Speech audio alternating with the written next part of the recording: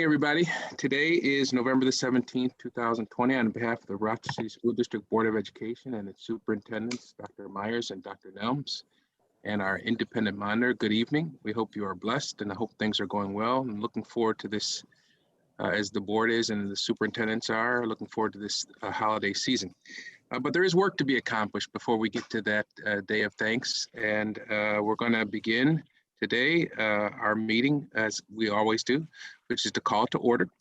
And then the next thing, which reflects a priority that we place, the Board of Education places on the voices of our citizens. The very first thing on the agenda after calling it to order is we listen to citizens. And as I understand it, Madam Clerk, we have 4 speakers, is that right? That is correct, Mr. President. We have 4 speakers and 1 submitted comment to the record.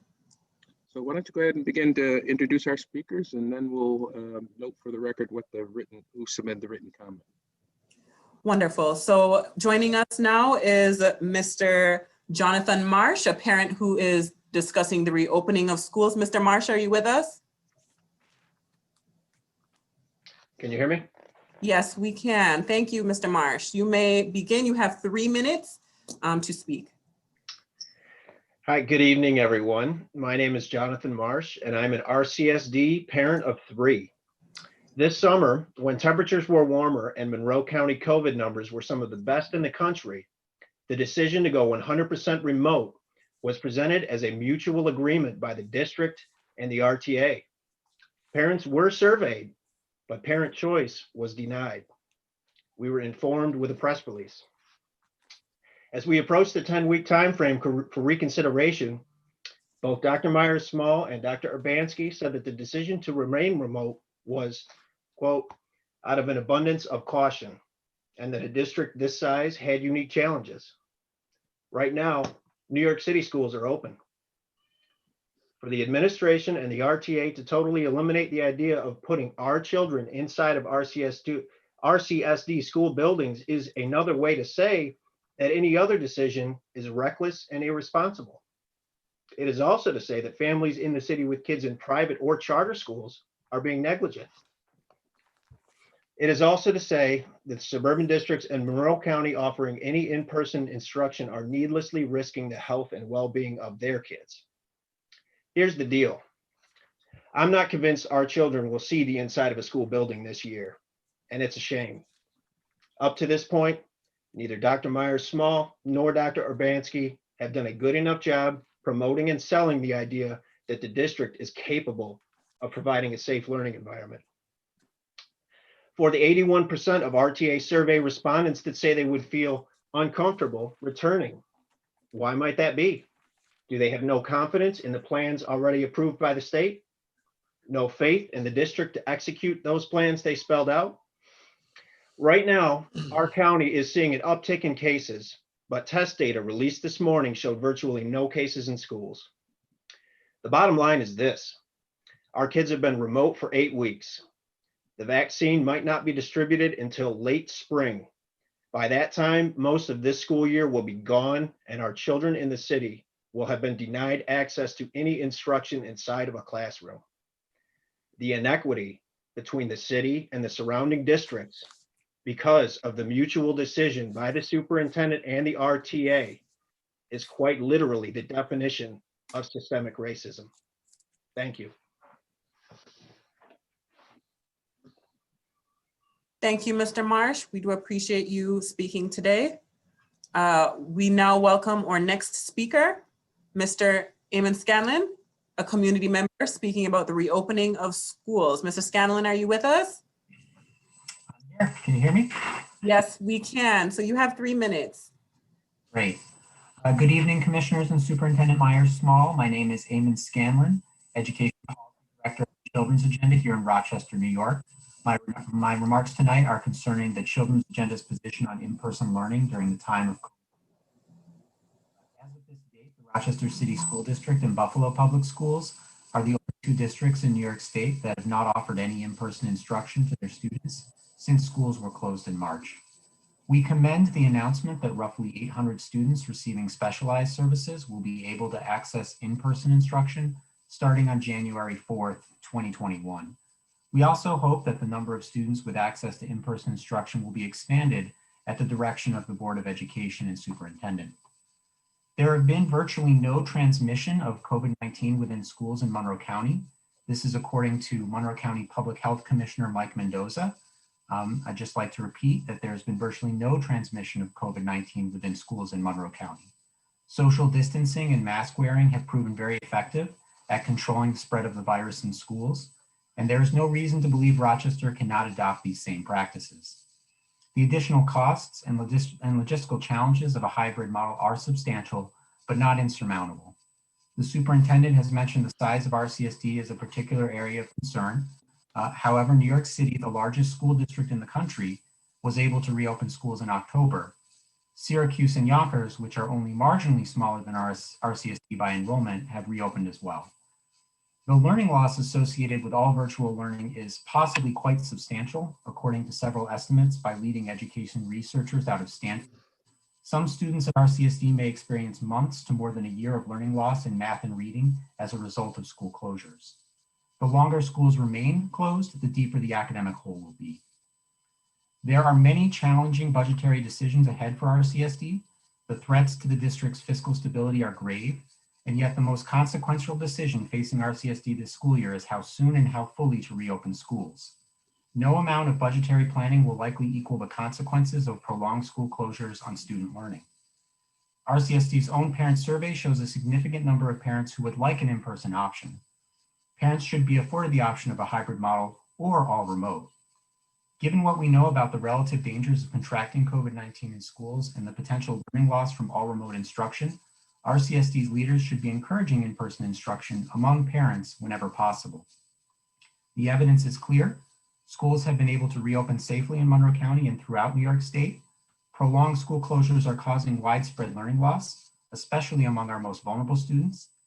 And in light of these facts, we ask that you move swiftly to set a date for reopening that offers some amount of in-person learning to all students and prioritizes the most vulnerable, such as students learning English as a second language, students with disabilities, and students in pre-K through elementary school for whom all virtual learning is not developmentally appropriate. Whether New York State imposes school closures based on community spread of COVID-19 is beyond the control of local leaders. You must plan to offer in-person instruction. Mr. Scanlon, I do apologize. The 3 minutes are up, but we do thank you for joining us and addressing the board.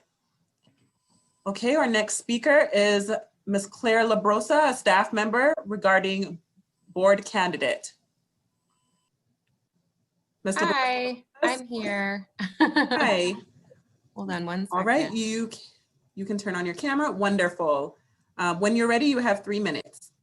Okay, so this is in response to the announcement that Walter Larkin, the current CEO of UPrep Charter School, is a finalist for the Open Board of Education seat. And it's a petition. We, the educators, parents, and citizens of the Rochester City School District, stand united against the continued attacks on our public school system. We are opposed to the appointment of any charter school employees or affiliates to the board. Not only is this a conflict of interest, but the students and educators of the RCSD deserve board members who trust and value public education. Any affiliation with a charter school can only lead to the further privatization of our school district. These attacks go beyond the appointment of a single board member. Our newest superintendent has hired charter school executives such as Dr. Kathleen Black as our new chief academic officer. We are also seeing gross inequity between what charter schools are able to offer as they scoop up six times more CARES Act funding than the RCSD was able to. Currently, the students of the RCSD are being deprived of their right to a sound and basic education, while charter schools are able to offer in-person schooling because they have access to funding that the RCSD does not. The writing is on the wall. The RCSD, which serves 80% of the students of the city, is being defunded and dismantled. Charter schools are being handed cash and are expanding exponentially. Not only have charter schools been shown to show no better performance than traditional public schools, but they are also contributing to the immediate starvation of the RCSD, with over $90 million coming from the RCSD budget to charter schools last year alone. We demand a pro-public education replacement to be chosen for the Board of Education seat. We need someone who has shown a lifelong dedication to the success of public schools and who has a vested interest in their continued success. Nothing else will be acceptable to the students, educators, and community members of the RCSD. And below is 305 signatures from the community. Thank you. Thank you, Ms. Labrosa. Just to confirm, you also did submit board comments and the petition, and those have been received, and board members have received those, and they're posted to the website as well. Thank you so much for joining us. Thank you. I appreciate it. All right, so our last speaker is Ms. Kristen French. She should be joining us in the room now, and she is a staff member speaking about funding impacts. Ms. French? Yes, I'm here. Wonderful. Thank you for joining us. You have 10 Yes. minutes when you're ready. Okay, thank you. The budget deficit our district is experiencing is difficult for all of us to manage, and the ripple effect is felt through the RCSD community, and the burden lands on our students. Repeatedly hearing from administrative positions that we can see this destruction and devastation as an opportunity has not acknowledged the pain and suffering of our students as they continue to get their education and athletic experiences demolished. We are forced to operate in a place of layered trauma based on the current systems put in place. We witnessed the laying off and abolishment of low-wage positions while district management positions get created and funded. We are forced to halt instruction for days and abruptly assess students with the NWEA, while both kids and teachers were instead craving deeper connection and individualized academic support. We are invited to engage in our out-of-district anti-racist campaign while we witness within district decisions that enforce the widening of the opportunity gap for our most vulnerable students. This level of chaos seems to be a coordinated attack. Our district has been targeted, and this is a way to dismantle public education here in Rochester. Instead of the families of 6,700 students continuing to demand more from our district, they decided to choose their luck at a charter school lottery. With the loss of those students goes $92 million the RCSD budget. Even though our state funding has been cut 20% and we are still owed $86 million in foundation aid, and charter schools were given more CARE Act funds, we continue to send along about $6.6 million to each of the 14 charter schools here in Rochester. RCSD is being quietly destroyed while surrounding charter schools use this crisis as a time to prosper. Recently, I watched an advertisement on the news for a Rochester charter school that shared all the ways they are thriving with their specialty programs, increased staffing, in-person instruction, and extracurricular activities, while our district eliminates programs, abolishes staff positions, and freezes funds for student activities. The idea of having a charter school employee as a school board member is a conflict of interest for several reasons, and here are a few. Educational law allows existing public school to be converted into a charter school.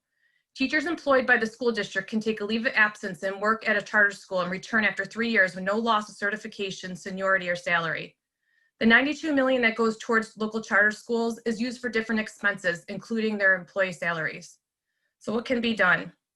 Urge the New York State School Board Association to update their 2009 charter school position and demand a cap on charters and a more academic and fiscal accountability. Demand the New York State Council of Superintendents follow their core value of believing in the power of public education and reject having charter school employees as school board members. Reduce the unassigned fund balance to 5%. Decrease the charter school payments by 20% until the state gives us our owed funding in full. Our district needs to rapidly rebuild legitimacy, trust, and consistency in our district to help our students thrive and make families want to stay. As leaders, our students urgently need you to do more than throw your hands in the air and point fingers. Thank you. Thank you, Ms. French. That concludes our speakers for tonight's meeting. Mr. President, could I make a comment regarding the last speaker's recommendation on the NYSBA position on charter schools? Well, generally, Commissioner Powell, we don't allow responses, but I will, on occasion we have. So I'd ask that you keep it brief because we don't want this to turn into a debate between the citizens. Right. Yeah, this shouldn't provoke a back and forth. I just want to inform the speaker and our listening audience that NYSBA's position is one of opposition to charter schools, period, full stop. The reason they don't have a policy or they don't have a position on a moratorium on charter schools is that it's difficult to maintain a position of being in total opposition to charter schools and then have sub-positions that assume charter schools and tinker around those edges. So NYSBA's position is in full opposition to charter schools, just so that the speaker knows. Thank you. Yeah, the last time I saw that was 2009, so I wasn't sure if that was current. Yeah, it hasn't changed. And again, the reason that they don't have positions on caps to charter is that would undermine their position that we're simply opposed to charter schools. Ms. French, you experienced a very rare opportunity, which is to engage at this point with a board member in response to something you said, and my apologies to my colleagues. I try not to, that has happened in the past where people have responded, but I try not to do that because, as you can see, let's learn from this, it sometimes encourages a conversation, which is not always negative, but it does consume time away from the citizens speaking. So we're pretty good at following that rule.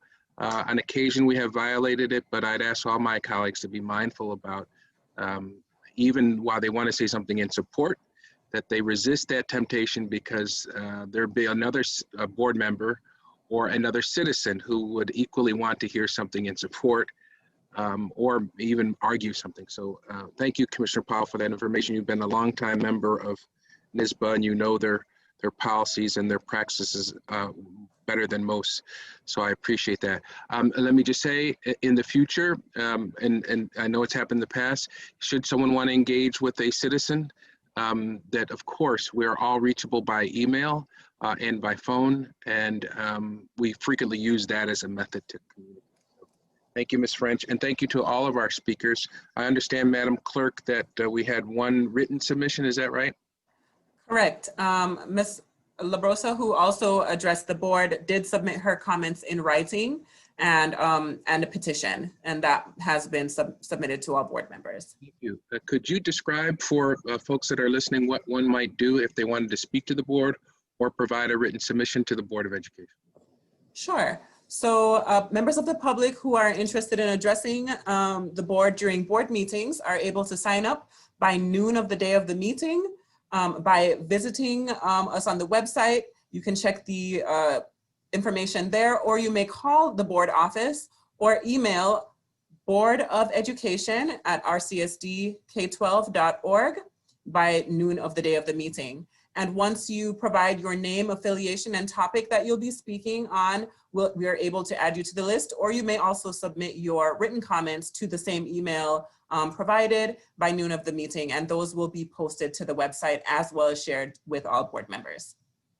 Thank you, Madam Clerk. And again, thank you to all of our speakers this evening, and you are encouraged to participate in this democratic process long before you have to vote by just speaking up at these meetings. I also want to thank Commissioner Powell and my colleagues for revisiting the 2-minute rule that we went to when COVID struck. The board, I think it was our last meeting, agreed at the suggestion of Commissioner Powell that be expanded to 3 minutes. So while I think a couple of our speakers might have gotten cut short, I hope you all know that you've got an extra minute that people have not gotten over the last few months because Commissioner Powell and my colleagues saw the wisdom of extending it back to 3 minutes. All right, before we go on to the business of the agenda, I wanted to welcome Rebecca Hetherington. She is our parent rep for the Finance Committee. For folks who don't know, we have a number of committees where we do a lot of the work that is not accomplished, let's say at a special meeting at our business meeting. Each of the committees is chaired by a board member, and each of the committees has a parent rep. And we are blessed and fortunate to have Ms. Hetherington join us today and contribute if she decides to the discussions. So let's talk about those discussions. The first item on our agenda is the monthly claims audit report. I have asked our Auditor General, Anissa Henry Wheeler, to provide an introduction to this aspect of our agenda. Ms. Wheeler? Hello, good evening. Tonight we have our team from Nyraki Smith, public accountants, who are the board's designated claims auditor for the district. They started reviewing claims as of July 1st of this year. This is now their third live presentation for the board, and they are going to be going over the monthly claims that they've reviewed on behalf of the district for the month of October. And that is to just provide the board an absolute update on all items that were presented for payment. As a housekeeping item at the first presentation that they had, which was back in September, it was the board's request that the claims auditors would present live for first few months until the board became comfortable and understood kind of the process and the information in the reports. We still are meeting monthly. We still will have a monthly report. However, I am inquiring at this time, what is the board's desire as it relates to a live presentation by Nyraki Smith? Or would you like it quarterly, semi-annually, or annually? I just wanted some clarification because we kind of, as a placeholder, said let's start off live at first. So I would just like some clarification so that it's clear for Nyraki what your desire is for their presentation. I'm looking at the participant list and I see Commissioner Powell has raised her hand and then Commissioner LeBron. Mr. Powell? I, at this point, am feeling comfortable with the notion of going to quarterly, unless the claims auditors themselves think that there's an issue that needs our attention. Let's finish hearing what the rest of our colleagues have to say, and then Auditor General or Nyraki, you can respond to Commissioner Powell's question. Commissioner LeBron? Yeah, I'm okay with going quarterly as well, but I would like to see a monthly report, even if it's emailed to the board members for us to review. And then if there's something in that report, we can communicate through you, Anissa, to communicate to them. I'm okay with that process. I see Commissioner Adams has raised his hand. Commissioner Adams?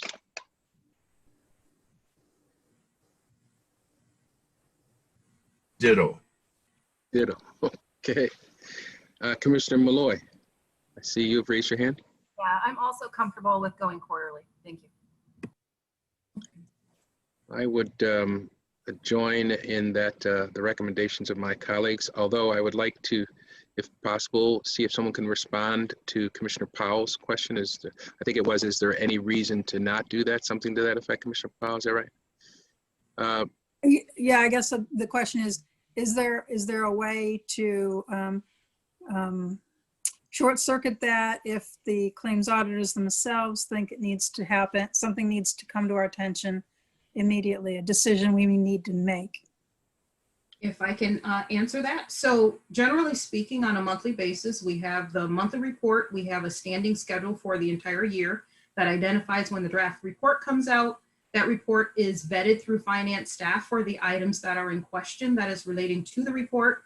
We then have a formal monthly meeting to evaluate the items on the report. So there's a pre-review meeting to evaluate the items or any concerns that are listed prior to the board receiving the report. That process will still take place. And then I will still forward the report to Ms. Wade, the board clerk, for the board's review. So usually we are vetting with management, and they've always been very proactive in us working as a team to resolve issues. And so that wouldn't change anything. Of course, if there's any items that do come up or any urgent factors, I certainly would then request time on the next board meeting and through Ms. Wade, and that way the board will still receive that same level of information. Mr. Powell, does that answer your question? I see you nodding. Yeah. All right. So we're good there. Auditor General, Ms. Henry Wheeler, do you want to go ahead and introduce our auditing team? Yes, so it appears tonight we have Richard Vituli and Darren Yakibaki. I can't say your last name. You'll have to do that one for yourself. But I don't see Demetrius here tonight, but we do have the two gentlemen from our team. And sorry for butchering your name, but please go right ahead. I won't further delay. That's okay. Nice to see everybody. And hopefully everyone is getting prepared for some time off during the holidays coming up. I think we could all use it, even though we'll be relaxing in our homes, right? So I'm Darren Acabelli. You see Rich Vituli here as well. He'll walk you through the report. Quarterly meetings will work great. We're available if there's a need for us to jump into a meeting, on demand at any point in time. The process has been really working itself out wonderfully, whereas we have a schedule for the report internally at our firm. Our team knows the deadlines, and then working with the management team at your district to hash everything out so we have a report to you timely. That's falling into place on a nice schedule and reliable schedule. And the teamwork has been great. Everyone has been very responsive back and forth in our communications, at the district, everybody that's involved in that process. So I guess after this evening, we'll jump to quarterly, and you'll have a hard copy report every single month. So what we'll do now, Rich has screen sharing access. We'll go through the report for you for the month of October. All right. So again, thank you for having us tonight. Everyone can see the report comfortably? Perfect. All right. So what we have for you is our October 2020 report. So the first page is just the transmittal to the board. And then we get into our first page of the report. Again, we've audited 1,160 claims against the district, totaling $56.5 million approximately for the month of October. We've made inquiries or observations into 264 claims, totaling approximately $6.5 million. And there are currently 61 claims outstanding at approximately $230,000. If we move to the chart below, we've summarized it by systems again. And as you can see, that would be how those total numbers go by system. So we have PeopleSoft, Concur Invoices, Concur Expenses, and then P-Card transactions. You could see the number of inquiries and the dollar amount of those inquiries that we have made observations into, and the number that have been resolved, and the ones that are outstanding at the present time. If anyone has any specific questions on this, we would be happy to address that. The next couple of pages actually give you the detail of what those particular inquiries are, if there are any questions in regards to those. So we also provide on these other schedules, the back schedules, it gives you a history, from month to month, which allows you to see some trending in specific areas and areas of improvement that we've seen as well over time. So we'll just show you those. Oh, Rich just flipped over to him. Sorry. Okay, good. So there's 4 pages, and again, it's broken down by system and the type of inquiries that we're making. So if you had any questions regarding what the specific inquiries that are totaling that number are, you would be able to find that information on the next 4 pages. We do that by the total number of inquiries and the dollar amount of those inquiries.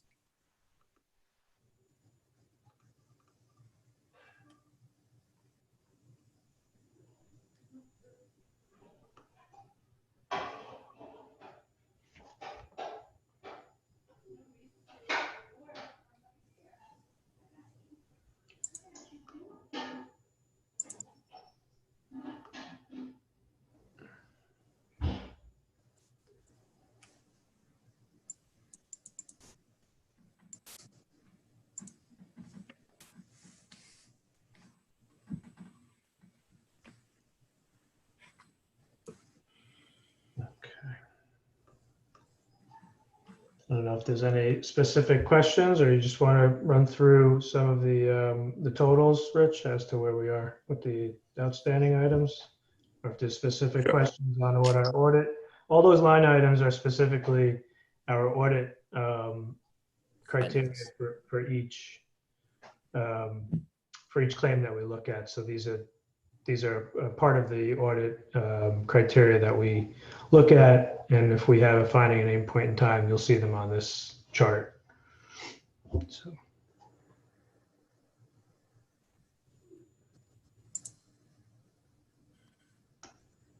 Can you make the slide a little bit bigger? I'm so sorry. Yeah. Sure, no problem.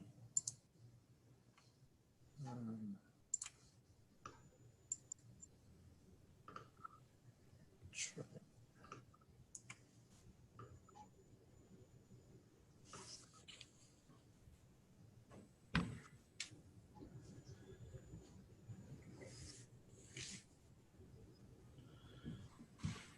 Getting what you need to see. Can you see it more clearly? I think on my version, it's a little cut off on the left margin, Rich. Yeah. Let's see if we can. Yeah.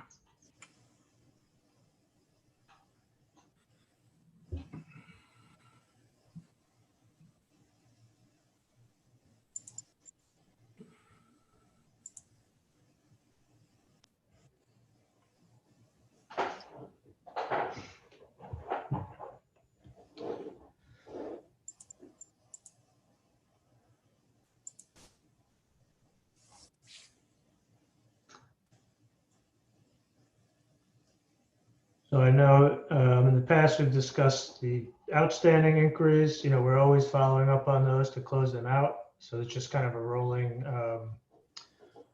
number. The numbers, for the prior months typically reduce, and the current month will be a little bit higher just from a timing standpoint. But over time, we are following up with everything that's outstanding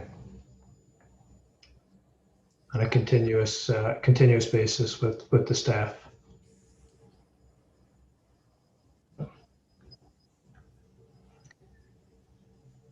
Any other questions? Nope, I'm good. I'm checking the participant screen. Okay. I don't see any, so.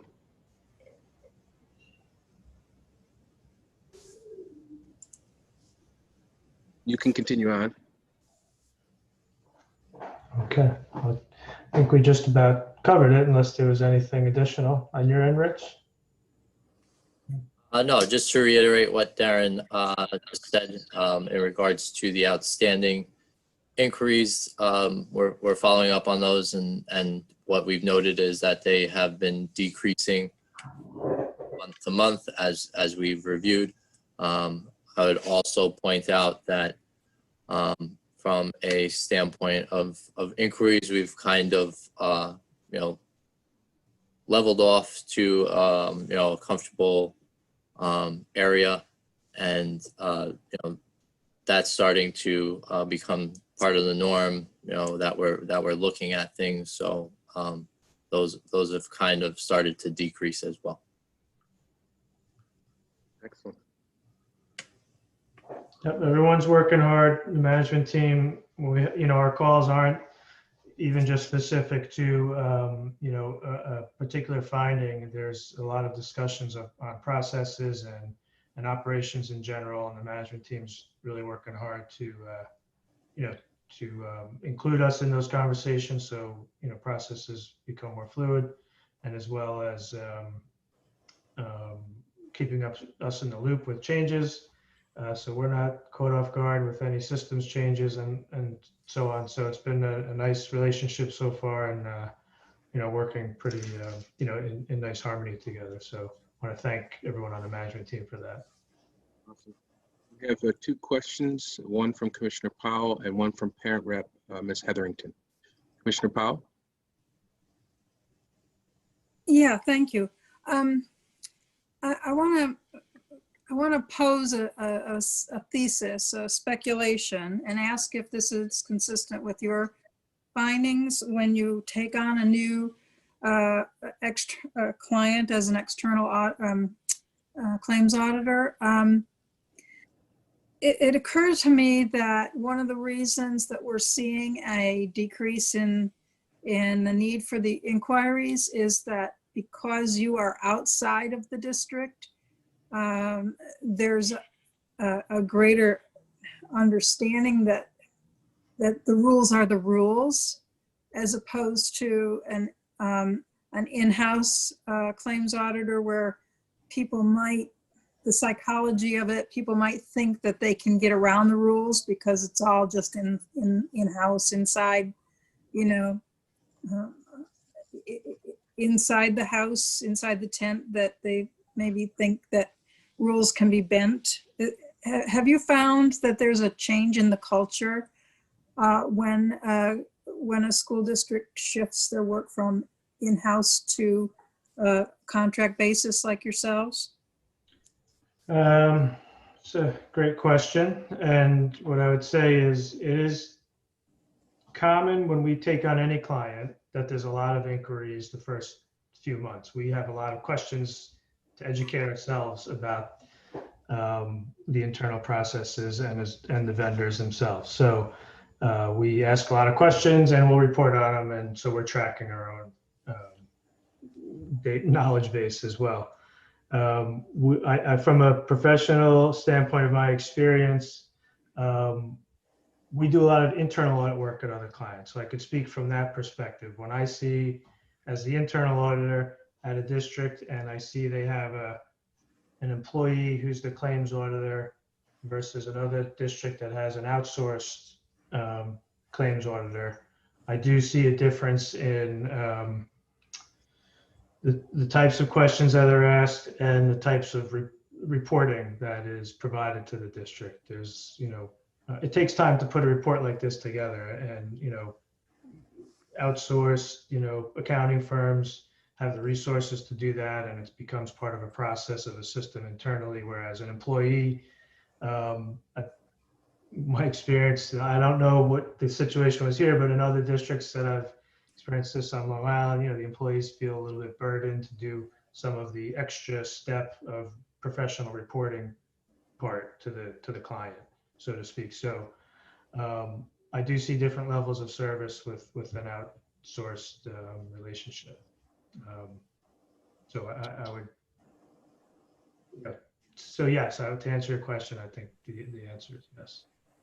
Just to piggyback on that, I also think just the improved reporting is making everyone talk about it and look at the various items that are coming up as it relates to the claims audit. So I really see very positive action on the administration side. The fact that we're all meeting together, talking about what things that claims auditor has seen, and we're all talking about remediation for those items to reduce what's being reported. So improved measurement and reporting, as in what gets measured gets done.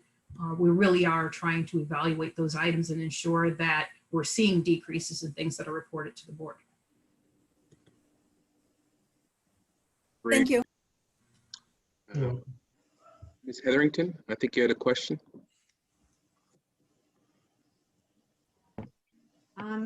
Hi.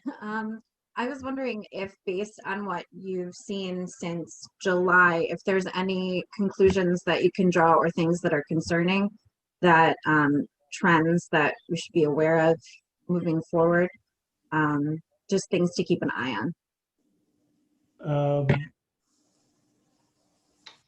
Well, yes, nothing concerning, but there's always areas for improvement. And what we'd like to also point out for the readers of these reports, and I like to bring this up because it's not just that this report is showing our findings, it's showing areas that your staff is doing a great job as well. So we have, I'm looking at one month in July, we saw that sales tax was paid on a claim, and we report on it.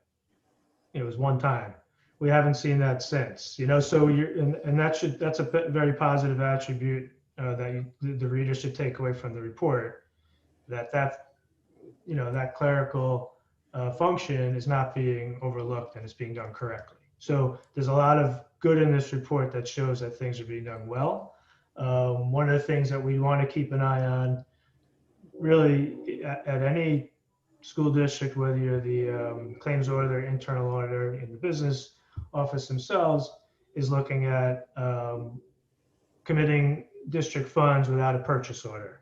That's something that we will religiously report on and look for. And it's something that becomes a kind of a key indicator for people reading the report that the purchasing policy and processes are being followed correctly. Of course, there's going to be times where you have an emergency and things happen and you have to act fast and the purchase order comes later. But really, you're working with the budget that everything should be going through the purchasing policy and a purchase order attached to it prior to committing those funds. So that would be the key element. The major control in the claims audit function would be to look for that as the reader yourselves, and you can see that on our reports as a line item. Do we have call it confirming purchase orders, Rich, or do we change it for these reports? We do have confirming purchase orders, but again, for a district of Rochester's size, I would say it's relatively minimal. Yeah. So if you see those go in any direction, if they're increasing, you should ask what they are. And we'd have all that detail as to which ones were the confirming purchase orders and why. Hetherington, did that answer your question? Good. Vice President Elliott? Yes, thank you. How is the P card system or process being managed now? Has your firm had any contact with the use of P cards and how we're managing that process at this point? Yes. So the P card process is, again, just based on the abundance of use that you had, was definitely something to tackle and something that definitely could use improvement. But we have been working with you, with your staff, and that is, I would say, a conversation that we have with the management team monthly on how to better, and we do focus on the specific card holders and the specific transactions as it pertains to P cards. And again, that's a constant improvement, but it's something that I would say from the start has improved. Again, from a transactional and user standpoint.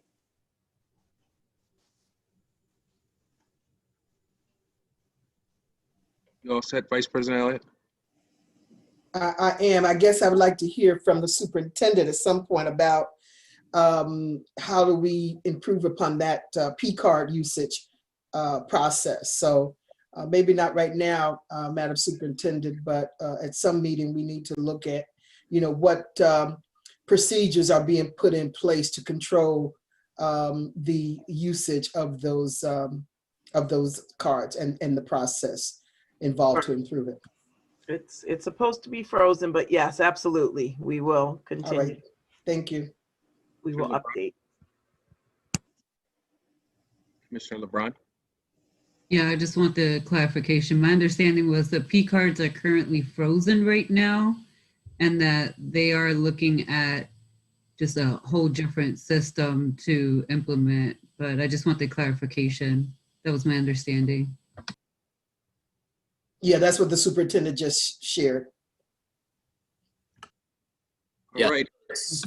So just to reiterate that, so it's important to understand that when we report on P cards, that is a month lag. So, you are seeing a reduction in transactions, but it's a month lag. So it would be September transactions on this report. All right. Thanks to all. Anissa, is there anything that you wanted to add as we conclude our thanks for this presentation, which it seems by board consensus will go to a quarterly report? Is there anything you wanted to add in closing remarks? No, that is it. Actually, the process has been going quite well. Just to make it a clean quarter on the calendar, then I will have the next date that we're scheduling will be March then 2021, so that we can do it at the end of each quarter. because I think it might be a little better to hit the June timeframe, which is year end. So I'm trying to put the quarter on that cycle. So I will be updating the NIRACI reporting calendar to administration in NIRACI, and I will make sure that that information then gets also to the board clerk. Thank you, Can I ask, Yes. wouldn't it make more sense for it to be, for their presentation to be in February, so that it's reporting through year end?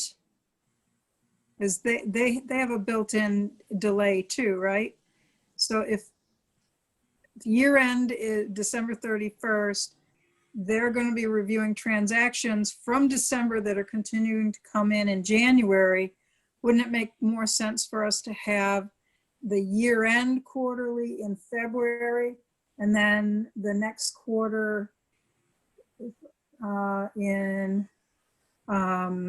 May and so on? Or am I making this too complicated? Well, we can certainly do on a 1 month lag because that's how your reporting is receiving it. So if that is what your desire is, we can certainly, if you want to have a 12, are you talking about December year end or are you talking about a June year end, first of all? Well, I was thinking a December calendar year end, but in the end, it works out the same because the fiscal year end is 6 months later. Right. So that's why I was thinking a February, May, August reporting cycle. Okay, well, it would actually be January to get December. Okay. Oh, would they? Well, I can certainly do that. So we can do January to get 12/31, and then we can do April to get March 31st. Would you like that? Well, I guess I was under the impression, tell me if I'm wrong, that the reports they generate in December would be for transactions mostly in November. No. So the only thing that's on a big lag is really the P-card transactions. The actual PeopleSoft and general disbursements of the district, they're not on as big a delay. They're in the current. I'm just raising those questions and leave it to the will of my colleagues. Well, So I will update the schedule and send it out then. Would you like me to do that so that you can have the month end, the hard stop as of 12/31? I have no issue doing that. Before we do that, again, feel free to offer up your assessment to the entire board with respect to what you think is best. And Darren and Richard, I would make that offer to you. Is there experiences that you have with other districts that suggest a certain cycle? Enlighten us before the board has to make a decision. We would rely heavily on your three of you's expertise. So what do you suggest? Well, first, quarterly makes total sense. So I would, applaud you for making that move. You're gonna get benefits in either direction. So I think as long as you're, if you want to take the fiscal year and cut it into quarters, then we would be reporting on the end of the year.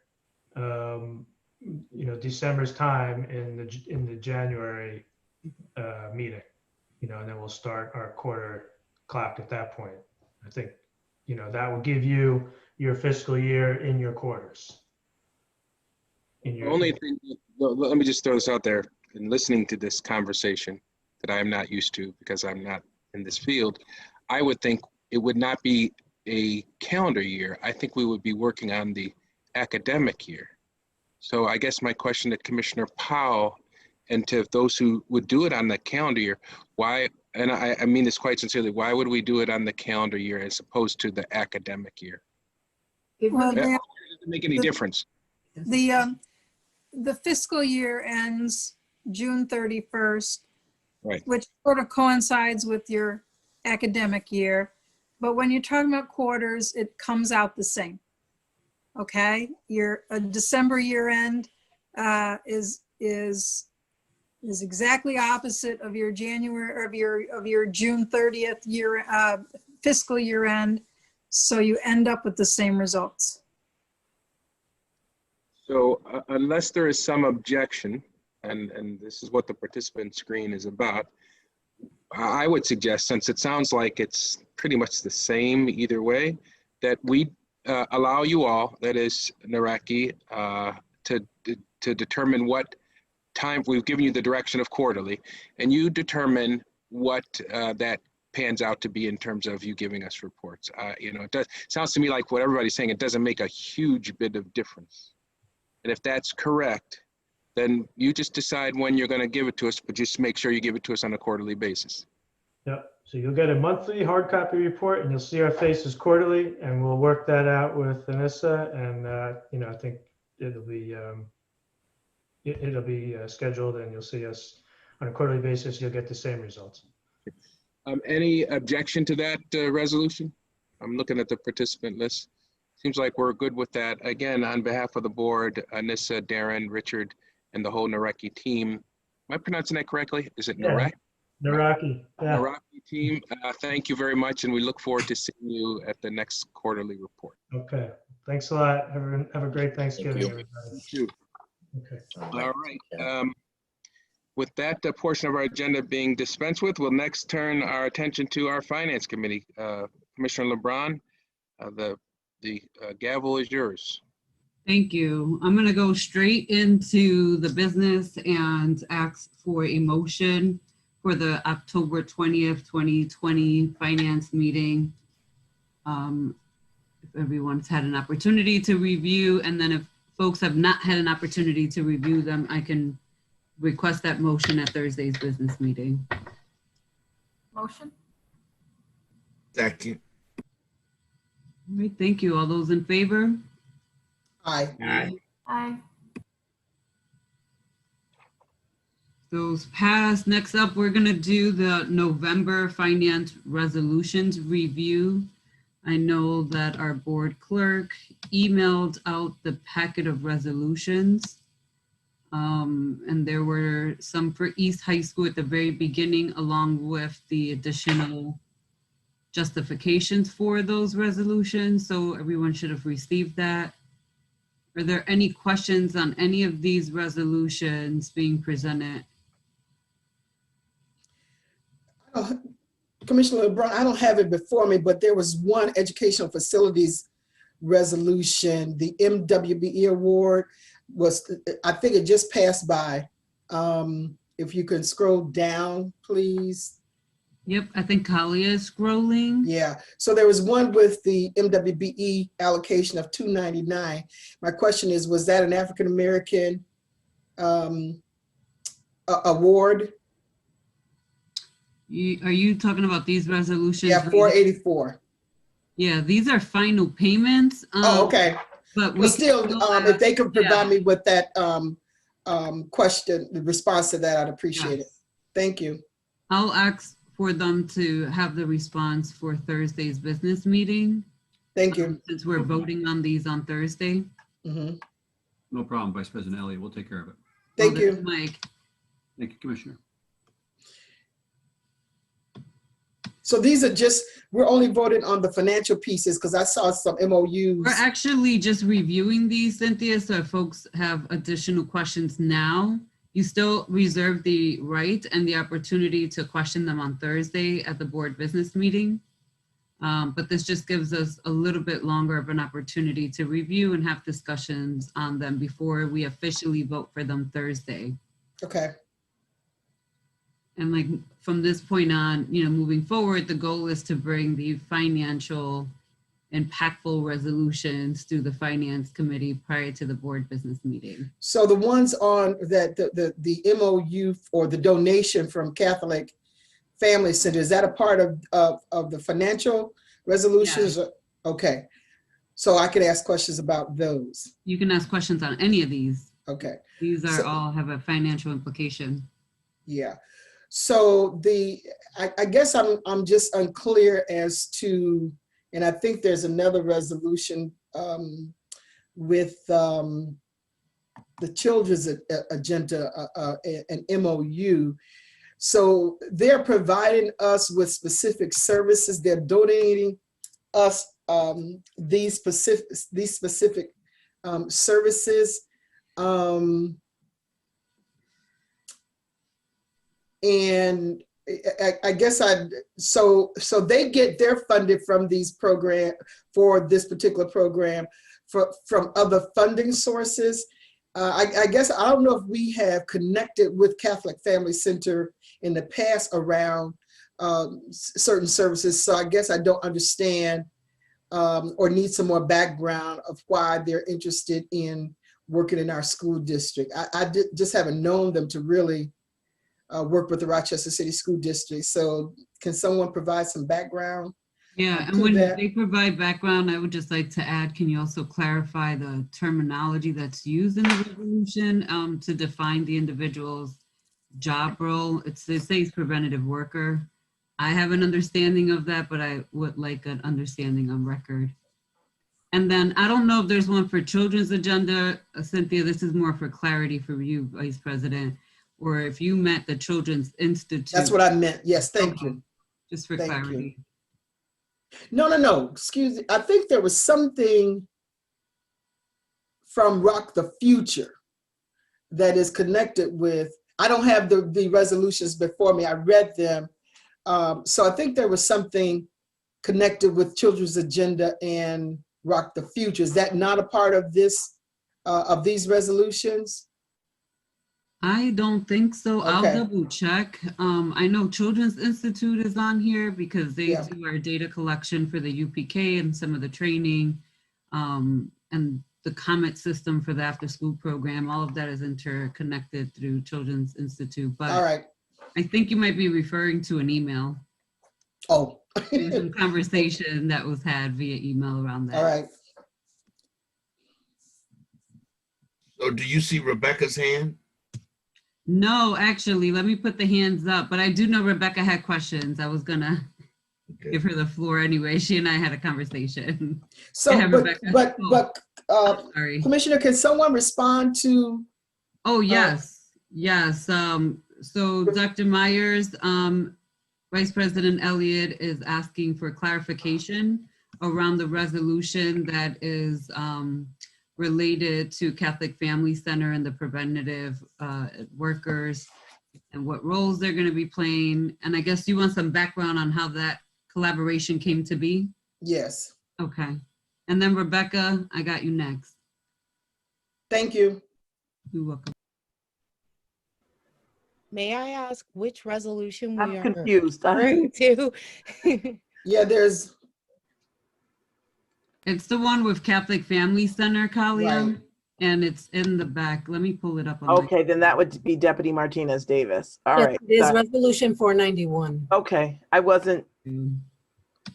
Okay. I don't have them in front of me, and I thought that I could use my screen to review mine, but I'm not having that, not able to do that. So okay, yeah, 491. Yeah, we can't see it. There's like email. Okay. Go ahead, Melody. Can you see me and hear me okay? Yes. Yes. Okay, good evening, President White and Vice President Elliott and Commissioners. So this particular resolution came about a work that was started prior to me arriving with members of the Monroe County Department. And they partner with the Catholic Center to provide a preventive social worker for when families might be in need of eviction or might be almost in need of CPS services to be preventive. And instead of calling Child Protective Services, the counselors at these particular schools would connect them with a counselor from the Catholic Center to prevent from families entering into the system. Okay. So that's, and it's, they're donating the services to these schools. Many of the principals from these schools were part of the initial planning. So what you see here is the culmination of work that has taken place during about 4 months of them partnering and putting together this preventive program. Okay, thank you. Does that answer your question, Vice President Elliott? It does. I just have some structural thoughts around it, but that's just me. So I don't need to ask any more questions. Thank you. I just wanted to share, in our pre-meeting, I also share some structural concerns, and I can share them with you offline as well. All right, thank you. Yes, Rebecca. Thank you. I think with the resolutions, my question is primarily with the first one with 456, because it's concerning East High School. And I'm looking through all of the resolutions and I don't see any new money going to any of the schools other than to, work on remote learning. And this one, it's just very unclear to me exactly what it's for. I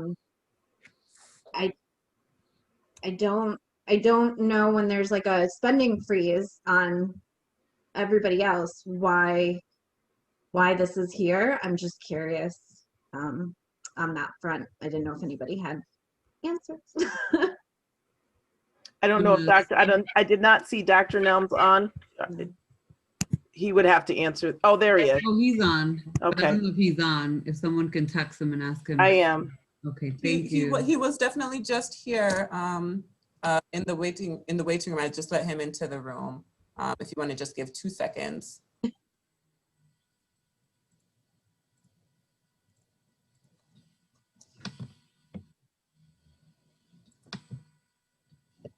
Dr. Nelms, are you there? I just sent him a text. Yeah, but can I respond to this? This would be something that I would support in the sense that we have a race issue in this nation.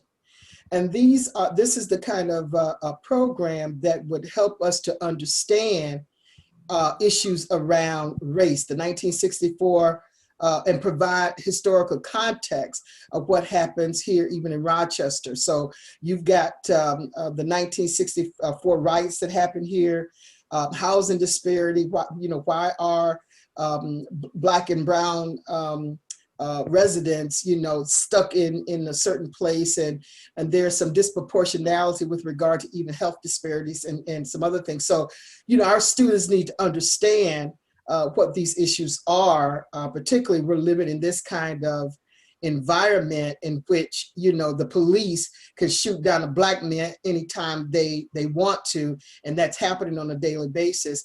I just believe our students need to understand the environment in which they're living in. And so that's my perspective of this. And Dr. Nam certainly can be more specific about it, but it's something that I think that given the time that we're in, given, we have such a strong division in our country, that these kinds of programs are necessary for our students to be able to have a strong sense of who they are and go out in the world and be able to protect themselves and making decisions based on the kind of historical context that I believe, these programs will provide. Vice President Elliott, I just want to share, and I can't speak for Rebecca, but I did have a conversation with her. She did have some questions on all the resolutions earlier, and we want to encourage that. I think she's not, and I'm not, certainly, I don't have an issue with the content. I think the question, though, is a valid one that should be answered, especially to the public. When we have a freeze on spending in our schools, and we're saying we have this large deficit, why we would have a resolution that's being presented with additional cost. So, and Rebecca, you can speak for yourself, but I just want to be clear, like, all of us agree on content, absolutely needed, and you know how I get down, especially around race, but it's just a question around how come they're spending in one school when we're telling other schools that there's a freeze and that we're in this crisis financially, which we are. Yeah, and I clearly understand that, but any time, particularly given the time that we're in, it's important that, at least for me, that I provide that kind of context and in terms of why it is necessary. So that's just my perspective on that. I think that if it was something that was being offered district-wide, and including all of the schools. I live near East High and I've seen a demographic shift in that school and over the last 5 years. I think that this program sounds great, but to be completely honest, like it's not about the content. It's about saying that East High can spend $35,000 when you have a spending freeze district-wide. So you don't see this program being offered to multiple schools, you just see it at East. Can I clarify? And that's my concern. Go ahead, Sean. Oh, thank you. I'm sorry. I'm on 2 different meetings. So I'm using my phone for this one. I apologize. And so I will say that just to be clear, the work is not just for East High School. So when the Board of Education adopted the EPO, the curriculum that we create is for the district. And this is also part of this. This particular project is not only supporting the rest of the district, but there'll be districts throughout the county who will also be leaning into this work. So this is not just for East. The teachers who are going to be supporting this are not just East. This is created for the entire district. And Dr. Myers has been in those meetings I think she actually signed the letter as well, but this 64 project is for the entire community. So this is an East resolution because it's under a grant at East that has to be used this year. And it's also a continuation of the work that we've started last year. If you've been to East, you've seen the EYES project. We looked at local heroes and heroines and things they've done for the community. So this is really about making Rochester's Black and Brown leaders come alive. And I'm proud to say that we are leading the charge in doing this work. But I also want to say that whenever we get to a point of talking about Black progress and brown progress and trying to put that in the hands of children, often, I'm not saying this is happening in this meeting, but we often get a lot of pushback around making sure that this is a permanent part of our curriculum and a permanent part of our children's lived experiences. So I just want to be clear, this is not just an East thing. All the curriculum that we've created is open to the district. A good example of that is, I believe the district is looking at a science curriculum that East also uses, not because of East, but because they also use it. So we're partnering to see how to best implement that possibly throughout the district. We've done it in other areas of reading and literacy. So this is not, again, this is not just for East. I want to be clear about that. So knowing that this is for everyone, including our Monroe County peers, those who want to lean in, I think it's past time to be doing this work, but now we have the opportunity to take advantage of this moment and to create and start to create and to share information that's important. I also want to just simply add, today I got a call from a Board of Regents member who was asking about this project, ironically. And he said, why aren't we doing something like this throughout New York State, and how can Rochester possibly help us in those conversations? So there are many people interested in the work that's happening here in Rochester. It was a center part for the civil rights movement and other prominent movements, and our kids have to have this as part of their curriculum. I think it's something that should have been part of this process a long time ago. I'm happy that we can bring it forward now and take advantage of what's happening in the nation and have people be more thoughtful about the work. Thank you. So was it grant funded? I'm sorry. Yeah, yes. This is okay. This is a grant fund that has to be used this year on a community-based endeavor, and that's why I'm saying it's not just East. It's for the rest of the city district, the county, and the community. It'll be a living and learning space around culture, Black excellence, brown excellence within this community. And Commissioner LeBron, if I may add. Yes, go ahead, Vice President Elliott. Yeah, when you're talking about a district that's 80% people of color and the academic achievement rate being abysmal, one of the areas that is not the African-American curriculum not being infused in the academic process, I believe,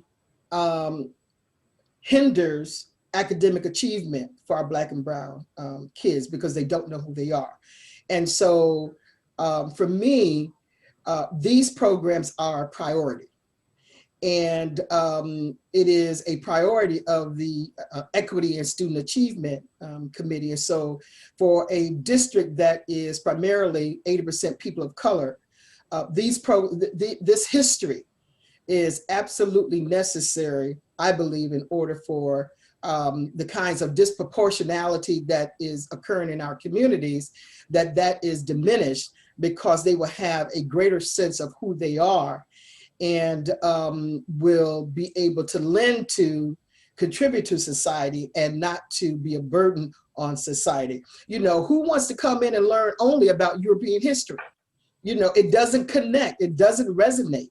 And so it's very important. And so I do support this, and I support this kind of funding being expended throughout the district, because I think it's going to help our district to be a district that is provide the academic success that our students need. So anytime this kind of a resolution is presented to us, I want to support it wholeheartedly. It's just necessary for the African American and the Hispanic community to have. Thank you. You're welcome. Thank you. And I just want to again reiterate, like, nobody was disagreeing with the content that's at hand, but it's also equally important for us as a board to understand how we are utilizing dollars. And being that you just mentioned your committee, as you were talking, I was like, this is a great opportunity to ask that we do look at how this rolls out and how other schools are going to actually be using it and what the impact will be. And I'm going to request that we explore that through the ESA, through the Equity Student Achievement Committee, Vice President Elliott. And you and I can have a whole different sidebar conversation and what that means. But I would love to see the implementation of this, track it, see how other schools are using it, and see if we could measure and leverage feedback from students so that we actually have something we can move forward with and grow. I just don't want to pass it as a resolution on Thursday and then we forget about it. And then it pops up again as, you know, another resolution with an expenditure, and we have this conversation again, understanding that I don't think most of us on this call would disagree with the content. So that's all. I have confidence in Dr. Nelms and Dr. Myers-Small that they understand the thinking of our board and, you know, the comments that we've made around these issues. And I just wholeheartedly trust that they will roll it out and roll it out with fidelity. Thank you. Thank you. I'm still going to request it as a standing, and I'll talk about it again in ESA so that it's actually tracked and reviewed by the board. I trust Dr. Myers too wholeheartedly, and I'm not, you know, saying Sean's not going to implement what he says he's going to do. He's done. So I just want to put that out there. Sean, you know, I just want to throw it out there. I try to throw you under the bus either, but I would like to track it. That's all. And I think that we should be tracking resolutions that we pass, especially when we're talking about curriculum, which is a big pet peeve of mine, that we're constantly voting on resolutions that mention curriculum and we still don't have like these curriculum. I won't go into it, but I see other hands around. I got you. Leslie and then President White. Is that a new hand, Vice President Elliott? No. Okay. So Thank Dr. you. Myers and then President White. Sure. Thank you, Commissioner LeBron and Vice President Elliott. You said a lot of what I was going to say. As you know, we do have a Chief Academic Officer, Dr. Black, and one of the things that's a priority for her is to make sure that we do that alignment. So I know President White has often said, you know, we need to make sure that there is not, that we're not recreating the wheel, and that whichever school or program has the best curriculum, in this particular case, course of study. So she is going to be working with appropriate staff at East to do that tracking and mapping to make sure that we are spreading the wealth and that all of our schools are, we just haven't had the ability to do that yet but Kathy is the right person in place to do that. So as we look at this curriculum, and I spoke with one of the regents last night, and he mentioned this. He mentioned another curriculum that we are that's gaining a lot of traction relative to redlining at the 4th grade level, and they're looking at expanding that at the 8th grade and the 12th grade level. And another one of our administrators is working on that as well. She is the executive director of accountability. She was doing that work when she worked in a previous district. So we're looking at making sure that it's just not these pockets are happening at one particular school or a group of schools or a feeder school, because as Vice President Elliott said, it is critically important for our students in this district to see themselves reflected and to see the rich culture and the history and the contributions that their ancestors and others who look like them have made. So our goal is to get to the point after we do this is to really audit our curriculum and to see where we are lacking and where we can further this and not just have it solely happen in social studies. Social studies is a great place for it too because of the content, the standards, et cetera. But we need to do this in all of our key subject areas. So we'll be coming forth in the ESA. Dr. Morris and I were talking today to make sure that we are very explicit about how this work is occurring and how it's spreading across the district. So I appreciate the discussion and the dialogue tonight. Thank you. Thank you, Dr. Myers. President White. There's not too much I could add to what Vice President Elliott said and what Dr. Myers just added as well. But I do think it's important to note the importance of this effort at infusing curriculum, again, as Dr. Nelms indicated, throughout the entire district and perhaps some other districts that might benefit from understanding who we are as a people. But most importantly, brown and black people in the district. I think Dr. Nelms made that very clear. And that's something that this board's been trying to do for at least a decade and obviously not so successfully. In terms of costs, I do think it's important that we consider our role as fiduciary agents, but what is the cost if we don't do this?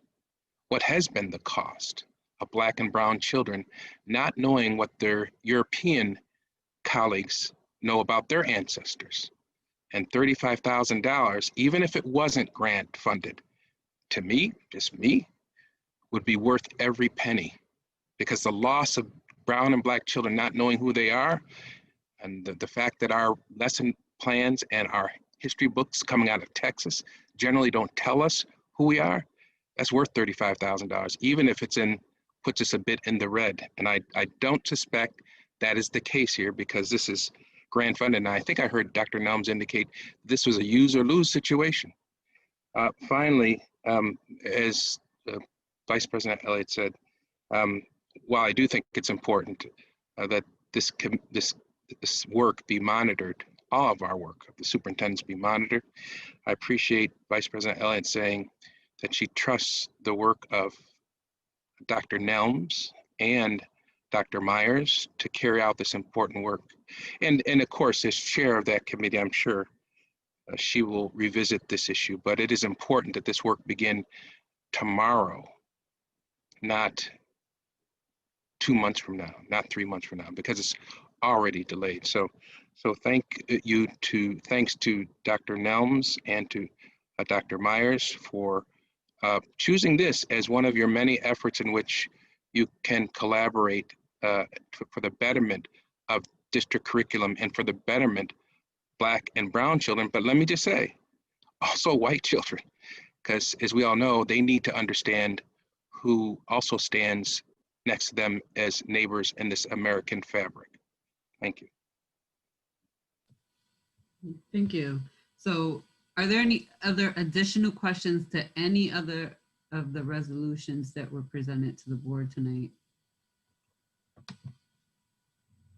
And again, Thursday, you'll have an opportunity, if you have not had an opportunity to review everything, to ask additional questions as we're voting on the resolutions.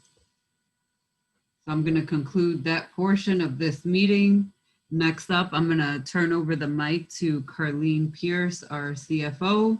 She's going to go over the October 2020 financial report, the 2021 first quarter student activity funds and elementary activity accounts report. She's going to go into the district budget revenue and expenditure trends and financial status updates. She also will review the charter school data. We submitted 2 different documents to you guys to review, one with some details on just numbers and one with a little bit additional details. And then she'll turn it over to me and we'll discuss some policy conversations around finances. So Carleen, the mic is yours. Thank you, and good evening, everyone. It's so good to be here with all of you.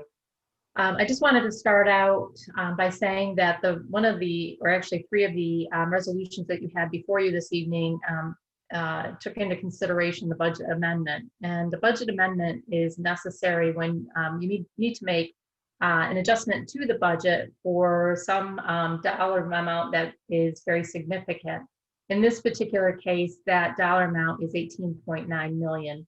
And so for the last 3 months or so, we've been talking about the issues that we have discovered since July and coming forward to November, where we have found items in revenues where they had been underestimated and expenditures that had also, the amendment was for resolutions for revenues that had been overstated and expenditures that were understated. And when you have that combination, you do need to adjust your budget to make sure that you can adequately cover the expenditures that you know that you have by the money that you have available to do so. And so if you have any questions regarding that amendment and those resolutions, by all means, please just give me a call and I'll be happy to go through and each individual one with you to make sure you have the information you have to make a decision on Thursday. So for the most part, as you go down through the first page of the financial report, that's exactly what it's covering. It's talking about the amendment and the changes within the budget. And so what I'd like to do is, given the detail that you have before you regarding the amendment, I'd like to move right over to the cash flow projection. And that is actually- I'm sorry, I think Commissioner Powell has her hand up. And I'm sorry. Before you move on to cash flow, it might be related to this. I can't see any hands, so I apologize. No, it's okay. I'm trying to monitor the hands too. Thank you. No problem, Carlene. My question on the amendment was, my eye fell to the transportation being a factor, and understanding that our reimbursement is, it's the 2, 4, 5th or 6th bullet there. Understanding that transportation is a full year delayed reimbursement, will we be seeing a resolution to create a restricted fund so that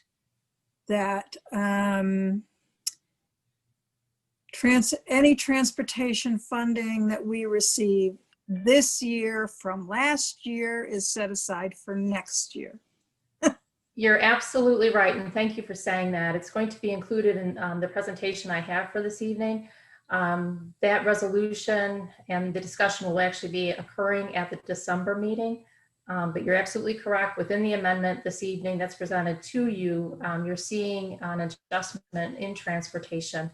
And yes, that money does have to be set aside. Any funds not expended in transportation in a given year has to be set aside so we can apply it against lost revenue in the following year. So thank you for asking the question. Okay. Anything else? I don't see any other additional hands up. I'll double check again, but go ahead, Carlene. Thank you. Okay, great. I would like to go to page 2 of 3, please, and just to take a look now at the cash flow. And it'll be the next page down. Okay, and so we are in the, again, we're always a month behind, so we're actually taking a look at October. I'd like to draw your attention to a few items here, and I'd like you to make the comparison, and again, sometimes it's hard to flip between the screens, but you have the grant receipts for 2021, that's up in the top portion there underneath October, so you're seeing an amount of 11.9 million. As compared to where we were a year ago at the same time, and you're seeing a grant receipt in the amount of 23.6 million. So again, we do have impact when it comes to the receiving of the monies that we are due. This is a continuation of where the grant money is coming in, but it's actually coming in at 20% less than the approved amount of the grant. So we have to keep an eye on that. Overall then, if you take a look at the total receipts and deposits, again, year over year, total receipts and deposits are far lower than where they were a year ago. Again, predominantly attributed to the impact to our grants. And so again, keeping an eye on that. The other item I'd like to draw your attention to would be up on the top portion again, Kelly, and you've got it right there. It's accounts payable under October. You're seeing approximately 40.4 million. And down below a year ago, we were at 47. Again, this is the outcome of vendors that we have not been utilizing during the time that we've been in remote education. And so again, I just want to remember that, these are things that we have to keep in mind. It's good that we are ahead in that regard, but at the same time, it's almost a false read. So because in a normal setting, a normal environment, we would continue to have those obligations. So we just have to keep an eye on that as well. The last item I'd like to bring your attention to is the change in payroll year over year. Just seeing a slight change there as well. So do you have any questions with regard to the cash flow or to any movement within the financial statements this month? Rebecca's hand is up, Carlene. Absolutely. Hi. I was wondering how the change in revenue could affect next year when we're going back to school. We have this reduced, payables and reduced revenue. And sorry, there's a train. But is this going to affect next year? Has there been any clarification on any of that? Sure. So again, we have to be very attentive to our finances during these times. These are certainly unprecedented times. It's not like anything that I've ever seen, even in the earlier years where we experienced a recession. This is something that's going to be with us for a while. And so we have to be very frugal in how we use our cash. We have to remember, and again, we will be getting into that in the presentation tonight. Not only will we be looking at what happened last year, but then moving into what's going on right now this year, and then a forecast projection into next year. So you're right on the money here, so to speak, with the question you're asking. We have to be frugal, we have to be attentive, and keep our eyes open to see what challenges, again, will be coming our way in the days and years to come. There is a forecast out there that this period of COVID impact financially for school districts will be with us until minimally 2024. So again, it's a long-range plan, long-range impact as well. Great question. Anything else? I'm looking to see.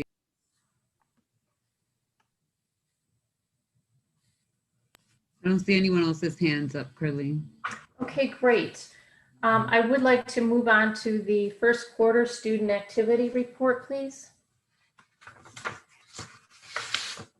As you can well imagine, with being in a remote environment, very little going on here. And in so much, if you flip to the second page, you'll actually see that total receipts in were approximately $2,400, and disbursements out is approximately $1,100, $1,200 rounded up. So again, I don't see any concerns here. Very limited usage.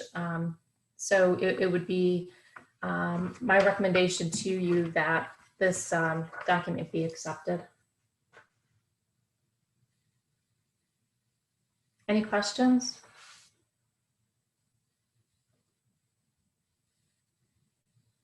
I don't see anyone's hands raised, Carlene, so you can move on to the next. Yeah, Commissioner LeBron, I just raised my hand. I'm sorry. Since you were talking, no problem, I just did it. Colleen, what about the interest on those accounts? Are those, is the student activity funds in bank accounts such that they are taking advantage of the interest rate? It would depend on the amount within the account, but yes, if the student account is has enough of a balance in it, then any interest would go back into that account. All right, thank you. The wonderful thing about extra class is that it's an opportunity for the kids to understand business and how to run a business, how to balance their budget, how to work within a profit and loss statement, how to work collaboratively. So although there are issues at times with extra class, it really is a valuable experience. So it's a learning environment. Yeah, hopefully with investments as well, and looking at the interest that they gain on their principal would be another learning opportunity. Yeah. Thank you. Thank you. Okay, next up, Carlene, is your current district budget presentation. One quick second. Did you want to accept the reports now or afterwards? We can accept the reports. They're going to be accepted for Thursday's meeting. For Thursday, yeah. Yeah. So I have to have a motion. So moved. Second. All those in favor? Aye. Aye. Don't have a few people on screen. I only heard three or four people. Any others? Aye. Did you get mine? Aye. Okay. President White? All right, we can I don't even move think on. he's on anymore. Yeah, I don't think.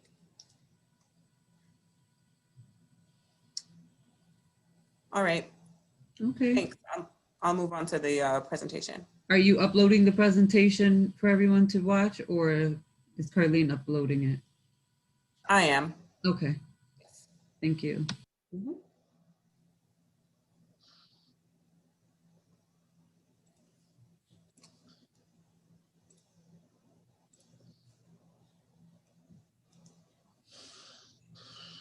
Okay, Carlene, whenever you're ready. Thank you so much. And again, I really appreciate the opportunity to present to all of you this evening. The goals for this presentation are twofold. And the first item up would be that we want to clear up any concerns relative to the October 20th Finance Committee meeting. And then the second goal this evening will to present the deficit as we know it today. In short, there is absolutely no manufactured crisis. Our financial issues are real. They've been projected for years. And tonight we're going to provide some information relative to those concerns. So I think we're all familiar with this graph that came from the district budget book in 1819. And it was a well-known fact that back in that point in time that in order to balance that particular budget, all available reserves, and that would equal the equivalent of savings accounts, so to speak, were depleted. In 1819, it was presented to the board, to the city, and to the public that the district was in a structural deficit. And simply stated, a structural deficit means that your expenditures exceed your revenues. And that's exactly what you can see portrayed in this particular graph. This particular fact, too, was mentioned many times over by this distinguished educator, as you may recall. And at that point in time, and even in 1819, if you look at the graph, you'll see that the projected deficit for 2021 was actually $59.3 million. At that time, it was clearly evident that the district needed to take immediate action in order to correct the trajectory towards a dire financial crisis. If we now come fast forward to the 2021 budget presentation to the city this year, the question was asked by City Council as to whether or not the district had presented a balanced budget, and the fact was the district had not.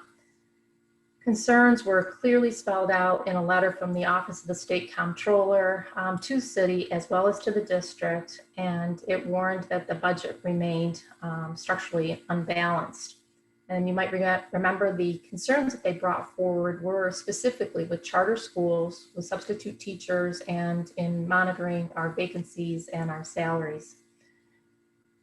The Office of State Comptroller advised us that we truly needed to monitor our revenues very, very closely, and at the same time that we needed to reduce appropriations, which appropriations is another term for expenditures. So again, we had to monitor our revenues and what was happening on that side, but also it was known from the very beginning that we needed to keep close track and reduce our expenditures. So with all that said, if we come forward now to the October 20th presentation, a request was brought forward for that presentation, and it asked us to itemize each of the items which made up the hole that we had to fill. That request was interpreted to mean to bring forward all known concerns that we had been discussing for the previous several months. And so in doing that, we adjusted the presentation to meet that need. And what we did was we caused confusion because we commingled those financial concerns that impacted the budget as well as into those financial concerns that impacted our cash flow. So tonight we're just going to be going through those, explaining each, and so we'll move over to the cash flow portion part first. And what you're going to see here is that in addition to the looming state aid cuts that we keep hearing about, possibly hitting 20%, the issue that is most impacting our liquid cash flow balance is the RAN. And on this particular chart, the red is going to represent our cash flow, our liquid cash flow, if the RAN was to be pulled, if you will, by the city, and the blue represents our cash flow with a 5% state aid reduction if we're allowed to maintain our business operations. And so questions came up regarding the RAN and why was it a concern? And there are actually three major concerns regarding the RAN that we're in. Over the last 2 years, the district has increased its dependency upon RANs, and you'll see the dollar amounts presented here. But last year, we actually had entered into an agreement for a $50 million RAN. And now this year, as you know, the RAN is actually $85.6 million. So even though a RAN is a legitimate short-term note, when districts use this vehicle on an ongoing basis, it's an indication of a cash flow problem. It reflects the fact that normal business operations, such as covering payroll and paying our vendors or paying our bills, in order to do so, to pay those activities or those occurrences, we actually have to borrow money in order to pay our bills. So another reason for the cash flow concern is that our RAN agreement with the city includes an uncommon stipulation not found in RANs utilized by other districts. And in short, that stipulation gives away some of our district rights to the city, and it puts us further at risk. The stipulation allows the city to withhold their MOE money to the district should there be a reduction in state aid to the district. This holdback can occur at any point as deemed necessary by the city. I confirmed this fact again last week with the city, and that is their understanding as well, that they have that right. A holdback of $86 million by the city would significantly impact the district, meaning that we would not be able to cover our payroll, nor would we be able to pay our vendors. And again, I just draw your attention to that red line, because every time that red line goes beneath the zero mark, the $0, those are the low points where we would not be able to cover payroll or to pay our vendors. If we go forward now and we talk about the budget side. So in the budget side, first I was asked, it was noted to me that we're using many more visuals and where are they coming from? And I just wanted to let people know that the visuals or the slides with pictures that we're using these days comes from our partnership in working with Forecast 5 Analytics. And that's a company that we've been working with for a number of years, but we really haven't tapped into all the resources that they offer.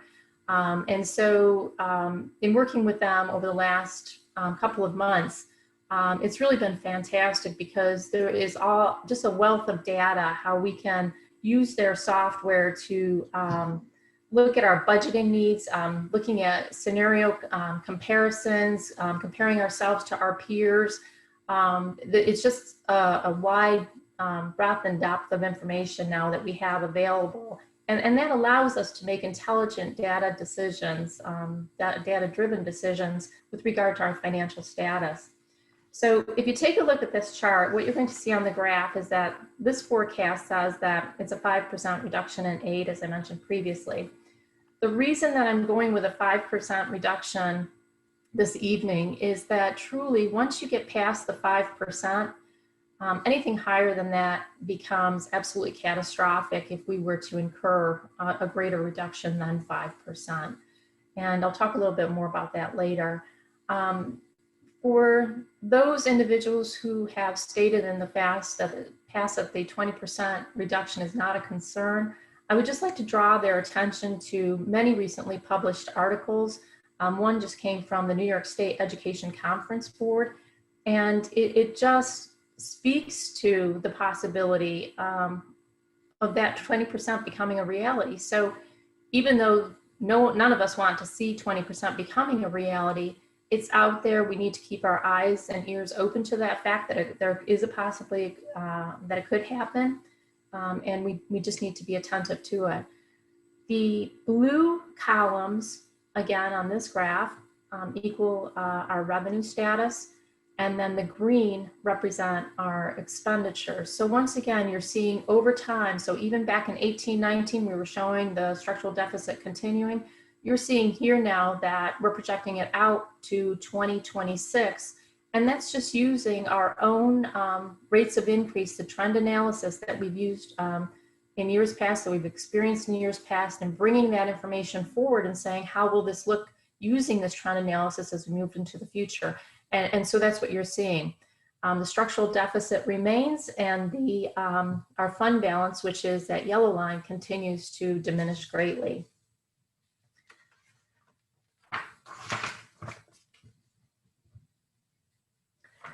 I do need to let you know at this point too that as of this past Friday, we were waiting anxiously for our November state aid payment to be received from the state. And everything had looked like we were to receive the full amount, and we were quite thrilled with it. But then when we actually received the payment, it was reduced by 20%. And that 20% represented the CARES money. So our CARES money that we have been utilizing, again, we didn't have it in hand, but we knew it was to come. So we have been preparing the schools and our staff and our buildings for, going back to school by acquiring PPE. So again, that's money out the door, it's money expended. And now we learned as of Friday that our payment was $5.4 million less than what we had anticipated. So that was quite a shock. With regard to this particular slide, I'd just like to take you down through it. And again, we're not talking about cash flow here. We are talking about the deficit. So for the forecast that we're using with a 5% reduction, you will actually see that, again, our total revenue is being decreased by the loss in transportation aid, as well as an additional 5% reduction in state aid.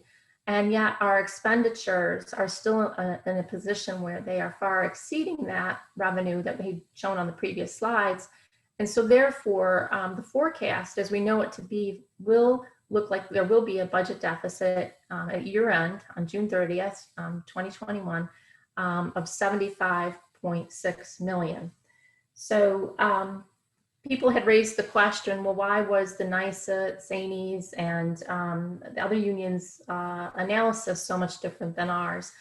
And the reason being is that they didn't have the benefit of the information that we have and had been talking about for several months now with regard to that overestimation of revenue and underestimation of expenditures to give us the grand tally now of what that would look like in the bottom line. But the sad reality really is the fact that they too, in their analysis, even though they didn't have all the facts, stated that they anticipated there to be a deficit as well. And so a deficit's a deficit. It's something that we have to overcome. We're going to have to take action. And whether we say it or not, we are in agreement that something needs to be done, and it needs to be done sooner than instead of later.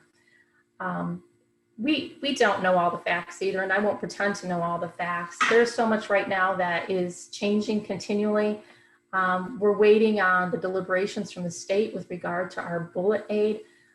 We do not have approval of all of our grants yet. We've been talking about that. The bullet aid itself leaves us wondering whether or not we'll be receiving that 1.2 million that we have planned for. And at this point in time, the deferment of the grants that we have now with Friday's deferment of the CARES money is over $22 million. So certainly a significant impact to our budget.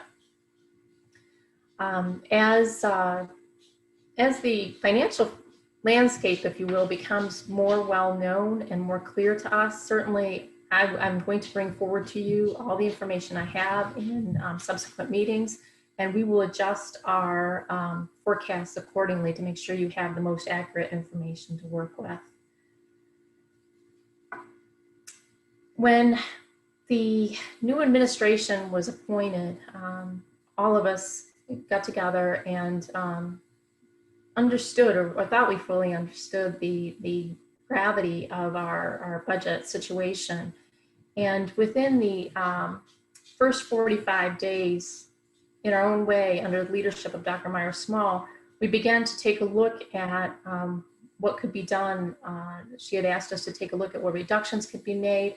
Meetings were held with the Office of the State Comptroller Auditors, and we started making some plans with regard to what needed to be done. So again, in that first 45 days, the administration team was able to come up with a total budget savings or reductions of 13.1 million. So if you need to take a look at that a little bit longer, just to understand the areas and the amounts that they gave back, please feel free to take your time to do so. Commissioner LeBron, if you don't mind, I just want to interject here because, you know, we may, it's always asked, well, what is administration doing, right? And it's important for administration to lead the way. And also because we indeed are the furthest away from the classroom. So we had these conversations months ago where we said, you know what, we need to go back. We need to look at our individual budgets respectively in each of our departments. And we need to figure out how to continue to provide the high quality services, to deliver the way that we do business in the district, but we have to do it with, and we applied the 20% cut across the board. So for the most part, these figures and in this pie chart, what you see, do reflect 20% of what the respective budgets are around. And so the team was very diligent, and I have to give them credit for going back and really going to the well to make sure that, one, we led the way, and that when the Board of Education, each one of the commissioner asked us, well, what did administration do and where were the cuts there? This is just to really show, one, we're leading the way with making the reductions, and number two, to show that where the different areas that it was impacted. I just think that's important to note. Thank you. Thank you. Okay, so we can go to the next slide, please. And this ties back into the question that Commissioner Powell was asking. So many times folks will refer to transportation aid and that the money that we have not expended within transportation in 1920 or now in 2021 as a savings, when in fact the money has to be put aside because if that expenditure is less than what was anticipated, there will be a reduction of aid in the subsequent year. So we do know that we have a reduction in our revenue, and that again is stated in the budget amendment that was put before you. And not only will we have that adjustment for 2021, we will also have an adjustment now for 21-22 school year. And if this needs further explanation, I am again happy to meet with anyone at any time to go over this with them. Go on to the next slide. Okay. So as promised, we're taking a look now from the information that we had on slide 5, where we just showed the current year of 2021 and what that deficit looked like. Now we're taking into consideration the fund balance that was remaining at the end of 1920. And that fund balance amount was 82.2 million.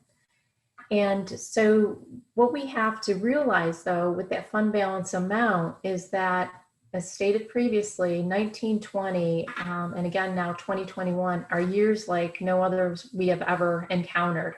And so the fund balance, if you will, is actually a false positive because it doesn't reflect a typical year or typical events or reoccurring events.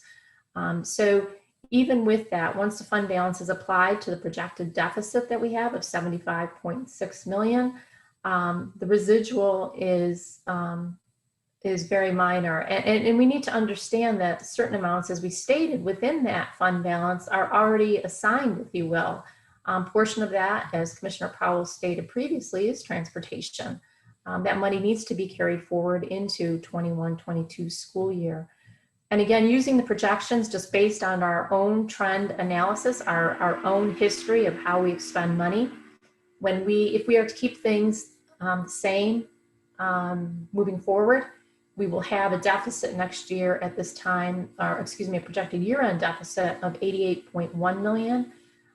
Again, if you take that residual of 6.7 million, it's not anywhere close enough to covering the deficit. So our projected year-end balance at the end of next year is actually 81.5 million. And again, all of these projections are only as good as the information that we have today. And if I already said this, forgive me, but again, if anyone out there has projections that are any more solid than what I can offer you, I ask them to bring that forward. There's just so much that we don't know. We don't know what's happening with the federal stimulus package. We don't know what's happening with the vaccine rollout or the impact that that's going to have on in-person instruction. We don't know what's happening with the state aid reductions. We don't know what's going to happen with the city MOE and any possible holdback of that payment. But certainly as all of that becomes known and becomes further defined, we will absolutely be making those adjustments to our forecasts and so we can move forward prudently. In summary, until all those unknowns are made clear, the takeaway from this presentation this evening is that we are forecasting a budget deficit of approximately 76 million for the fiscal year ended 2021. The deficit forecast is based upon a 5% reduction in state aid, as well as upon a reduction in other revenues and an increase in expenditures that have been identified over the period from July to November. As shared with our administration, faculty, and staff, a budget freeze will be fully enacted as of December 31st. And that's only so that we can begin to assist with the ease of that forecasted deficit. So if there's any questions, I'm happy to answer those. I'm gonna check the monitor. I was trying to check it throughout your presentation and nobody raised their hand. I don't see any hands up right now, Carlene. My door is open always. My cell phone is the best number to reach me on. That's on the bottom of my email. It's well published, and I'm happy to take any questions at any time. Commissioner LeBron. Yeah. I see Vice President Elliott and President White both have their hand up. Yeah, and just no specific question other than, at least for me, not having questions doesn't mean I don't have any questions. I think I'm just taken aback right now emotionally about where we are, and seemingly that this is a big hole, and so how do you come out of the big hole? So it is not information that we haven't heard before, but we're continuing to hear this same message, and it's just disappointing and sad. I believe we can get out of it. It's just gonna be, I believe, painful, very painful. But one of the things that I would say to the superintendent and to her deputies is, we need to look at how do we reclaim our students from the charter school, since we're spending about $100 million, we're giving about $100 million into charter school, to the charter schools for our students. So we've got to find a way to bring our students back. We have, in my mind, we have control over that. That's an area where we do have control over. But I will also say to all of us, you know, we haven't done a good job in making sure our children were educated. And, you know, we always just felt, well, you know, the state will have money and, you know, we will be okay. Well, we got to look at how do we make sure that we're educating Rochester's children so that they don't go to charter schools, and that we're just not using our children as a political ploy. Because in many instances, that's what has happened, that our children have been used as a political ploy, and the evidence does not show that they have really been committed to educating Black and brown children. And so if we change our mindset, that we want to make sure that we're educating the students in this district, and thinking positively about the students in this district, that they can learn, as opposed to say, oh, these poor children, we need more money. No, we've got to change our thinking as a district to make sure that we are educating them so that we're not placing an undue burden on the taxpayers. Thank you, Commissioner. Thank you, President White. And then I Yeah. see Commissioner Powell's hands up too. So after you, Commissioner Powell. I want to thank the superintendent and Carlene for doing an exhaustive review of our financial affairs, leaving open the prospect that all the stones haven't been unturned. And indeed, it sounds like, I know as Vice President Elliott says, the news does not sound good, but it's certainly that hole isn't as deep as it was a month or so ago. I think the papers were reporting it was as deep as $200 million. It's good to see, and I put good in quotes, it's $76 million. And it's also good to see, I put good in quotes, that our Chief Financial Officer is open to the prospect that the news is not complete. There are a lot of unknowns at this particular time. And that might make the news even, and I put this in quotes, better. It certainly won't be the kind of hole that anybody wants to be in, whether it's 40 million, 77 million, but it's certainly not what it was. And I anticipate that it will be better. Therein lies where our hope will remain. But we don't know what that is. And I agree with our Chief Financial Officer's assessment that that is a significant factor, what we don't know. As we wait to figure out how much dirt we can fill into that hole that is now $76 million deep, I just we should err on the side of caution. We should be as deliberative as we were over the last month, figuring out more, getting more information, and the hope that, again, we won't have to fill up as much of that hole as we initially thought. And then finally, on that note, to our Chief Financial Officer, and of course to our superintendent, thank you for leaving the door open for continued communications. Thank you for, again, being very diligent about understanding as best you can our financial situation and keeping the community and the board informed as the status of our financial situation is constantly changing. Not to say we aren't in orange or red, because we are. $76 million is a deep hole, but again, it's not as deep as 200 million, and we don't know how much more, for lack of a better phrase, dirt we can place into that hole. But as we wait to figure that out, I am in total agreement with all that say we should err on the side of caution and be conservative until we know exactly how much of that hole we can fill up. But again, I want to reiterate my thanks, and any additional comments, I will take you up on your offer to your open door policy and have continued conversations. Thanks again. Thank you, Commissioner LeBron. Welcome, Commissioner Powell. Yeah, so part of Ms. Pierce's message was that the CARES Act funding has not come through. And so focusing only on that for a moment, it's, you know, obviously the federal government has has tied itself in knots over the last election, which is now 99% settled, except for the senator seats in Georgia.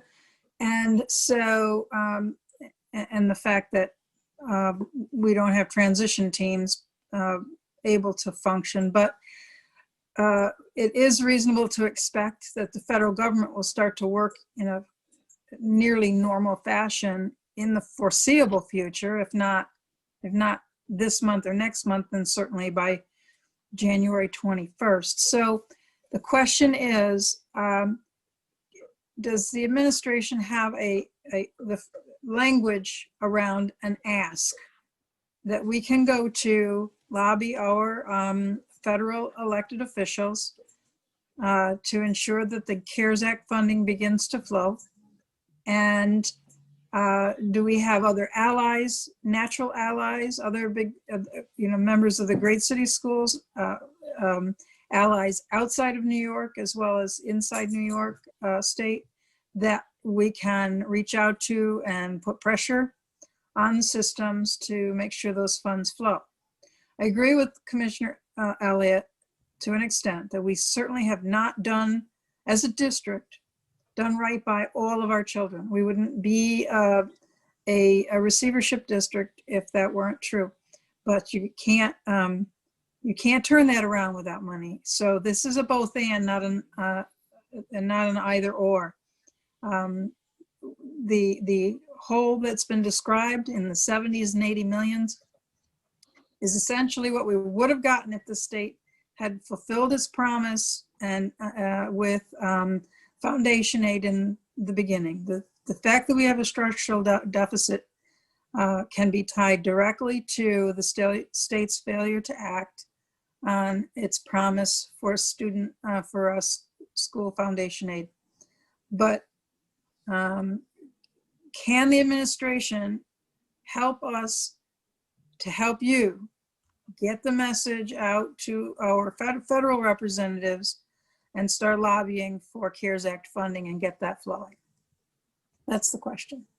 Absolutely, Commissioner Powell. I think that's what, at the conclusion of this presentation, we really do have to advocate about, one, not making sure that the 20% is reduced, and we need to advocate more vigorously for CARES Act. I think what's going to be important with our board subcommittee of the whole, led by Commissioner Adams with intergovernmental affairs, we're going to have to do some efforts and some reach out.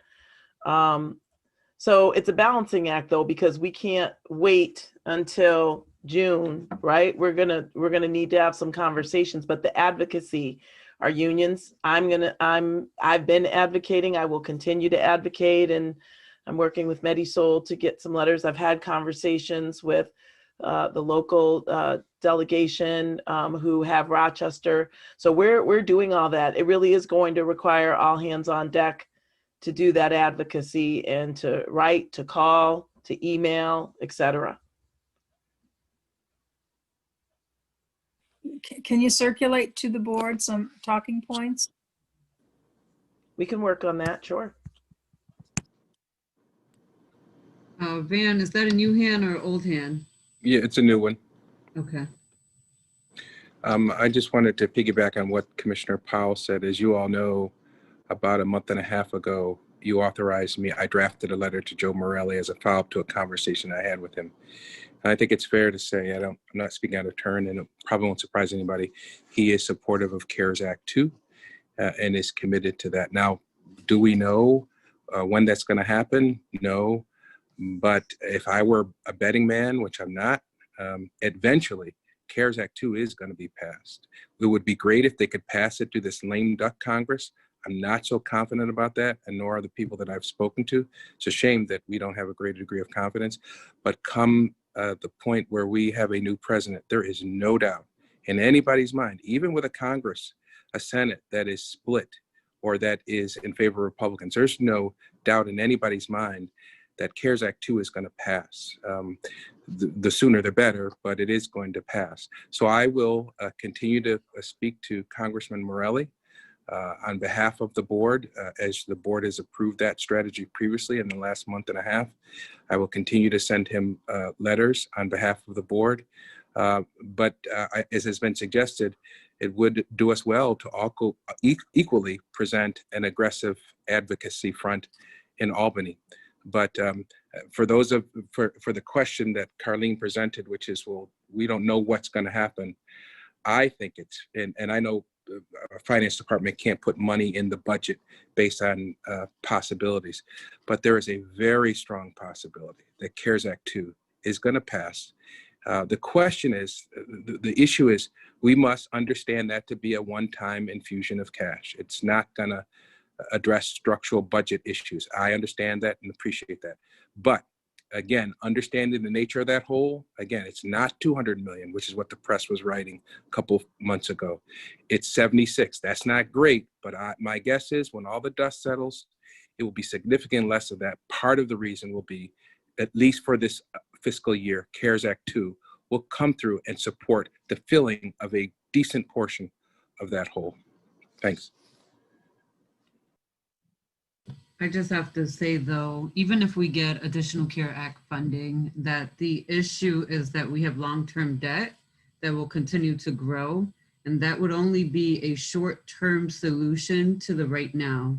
And when we're talking about system changes, that absolutely has to include system changes in finances and how we structure our debt, how we do debt in this district, and what those debts are. And I've said this before, and I'll continue to repeat it. It's not just a matter of cutting positions. That is not going to solve our debt issue in this district. And that is yet another short-term and sometimes short-sighted solution to address the growing debt situation that we have in this district. So while I know, I've said this before, I didn't run for school board to be a school board member that's constantly laying off people, and it doesn't feel good, and it's not the line of work that I do. I don't want to be in this position, and I don't think any of my colleagues want to be in this position. But if there's ever a time for us to get really serious about restructuring our district and the financial aspect of it, it's now. And so again, even if we get additional CARES Act, that is a very short-term solution to a very long-term issue that needs to be addressed, and just cutting staff alone is not going to solve it. And I'll end with that. I don't know if anybody else has their, Vice President Elliott, I see your hand is up. Yeah, I just would say, this is just, editorializing right here, but for a very long time, the city school district used to be a cash cow for folk. That cow is now weighing about 100 pounds, so, it is not the organization that people could just come to and, think that, that they're going to receive, contracts, what have you. We can't do it anymore. So I'd just like to say that, and hopefully, people in our community can, contribute. There's a lot of money around here in the Rochester community. And so, people, if we've got this kind of a debt or deficit, maybe we can, talk about getting some donations from people who contribute to the universities and the colleges around here. There are people who give $10 million at a time to universities and colleges, and sometimes even more. So I would just share that if there are people in our community that really want to help us out and really care about our children, if we can get some donors to give us, 10 million or 20 million, we're in a position that we will absolutely welcome it. Thank you, Commissioner. Thank you, Vice President Elliott. Dr. Myers, I see your hands up. Thank you, Commissioner LeBron. I just want to continue that conversation, or that comment rather, that Vice President Elliott, we have lots of longstanding partnerships and contracts and relationships with individuals.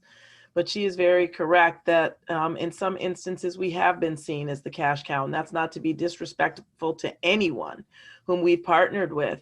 but that's one of the things that Dr. Jallo outlines in her her report, is that we've got to look at all those contracts, and it is not business as usual. And I know that even conversations that I've had of late, when I've been involved with contracts, extending them, or I've had individuals even come to me and talk about expanding them. And I'm saying, we can't do anything as far as expansion. That is out of the question. But we really need our community to understand that it's just not business as usual, and that we do have to, one of the main things is we're going to do a contract audit and really look through. We're looking at to make sure it's value added, the impact that it's having on some of our students, because in all honesty, in some instances, some of these contracts duplicate what our staff should be doing, right? Some of the services. So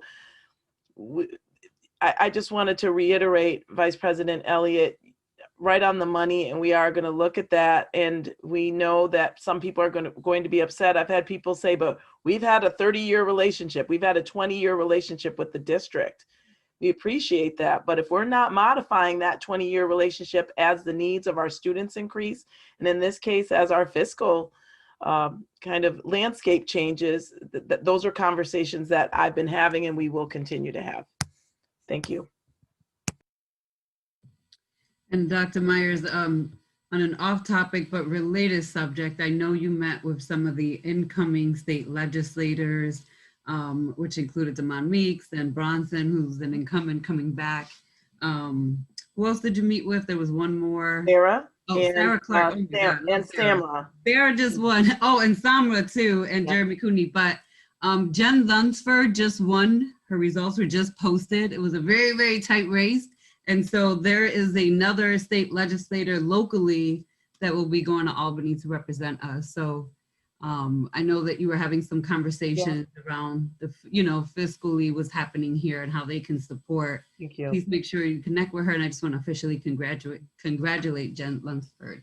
I think that's important, Commissioner LeBron. Thank you for saying that, because sometimes people don't know the advocacy work that we are doing, that you as commissioners do, and that I'm doing with Dr. Jallo as well. But that was, that's the first time I think that we've reached out and met with the delegation very soon. Some of them have not been confirmed, like Jeremy Cooney, but we met with them to talk through, because we really need them to understand our fiscal situation, and we need them to be able to meaningfully advocate in Albany on our behalf. So we are doing that.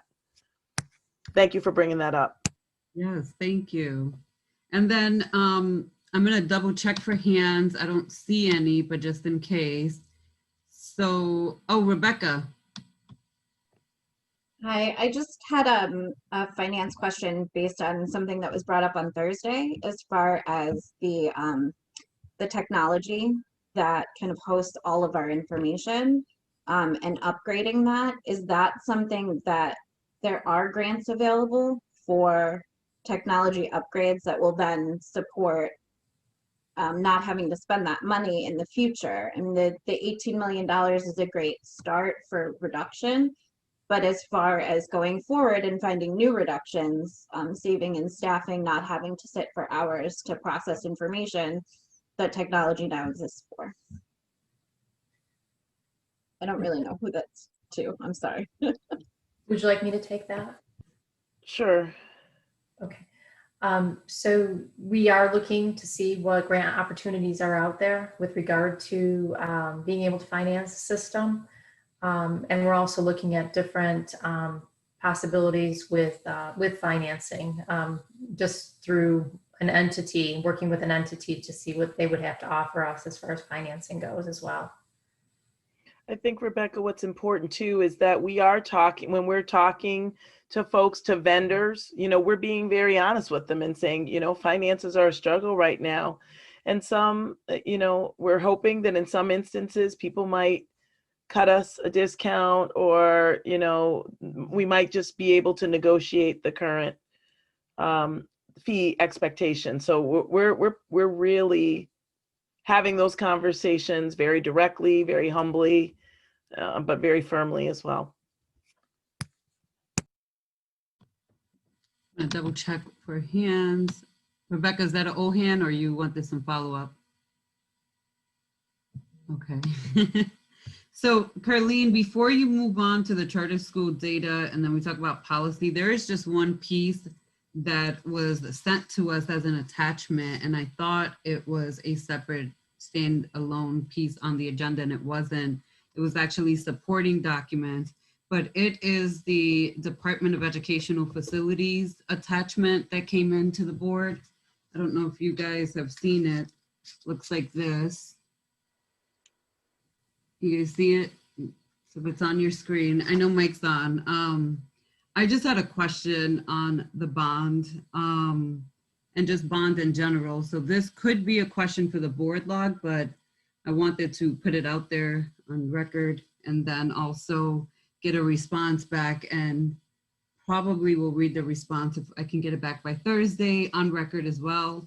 So with the bond that we're requesting, and I know this is a proposal for a request to modify what was already requested and approved. But one thing I've noticed is that we don't ever have deep conversations around the terms of the bond. So I'm interested in understanding what the interest rate is and the time period for that bond, and having a greater understanding of how bonds impact our budgets as well moving forward. So if I can get what the term of this bond is, the time or the life of it, and the interest rate, that would be great.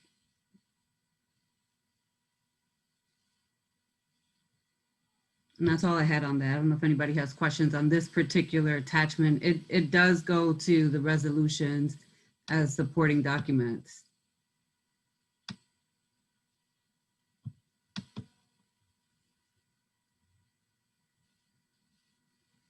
All right, Kalia, were you able to capture the question? Yes, I did. And Thank you. Commissioner Powell raised her hand. Okay, Commissioner Powell. Two parts. First, I wondered if you wanted Mr. Schmidt to say anything at all now, or whether you are expecting it all to be responded to in writing from to the question log. And secondly, my understanding, and certainly Mr. Schmidt can respond to this, is that the duration of our bond repayment plans is dictated by the reimbursement schedule that the state it has set for facilities reimbursement. In other words, if the state's schedule is a 15-year reimbursement, then our bond issues were for a 15-year period. Is that right, Mr. Schmidt?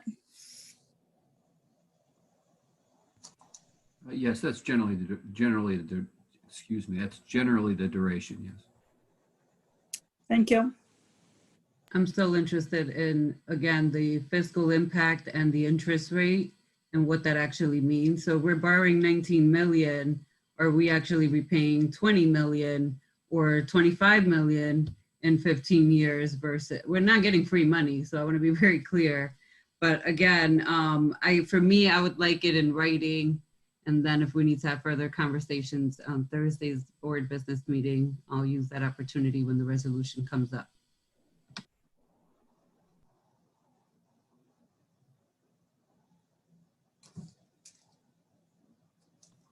All right, so Carlene, I'm gonna kick it back to you. Thank you for the charter school data, the two reports you have.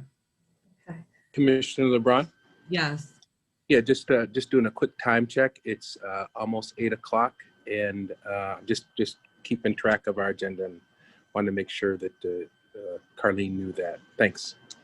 Do what you got to do. Just trying to keep us on track. You Thanks. still have 3 more items to cover. Thank you. Okay. Yep.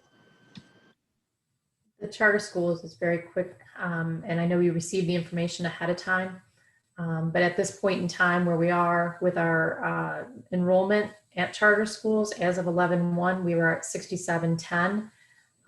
The break-even point is 6714. So again, 6,714 students attending a charter school will push us over what we had budgeted.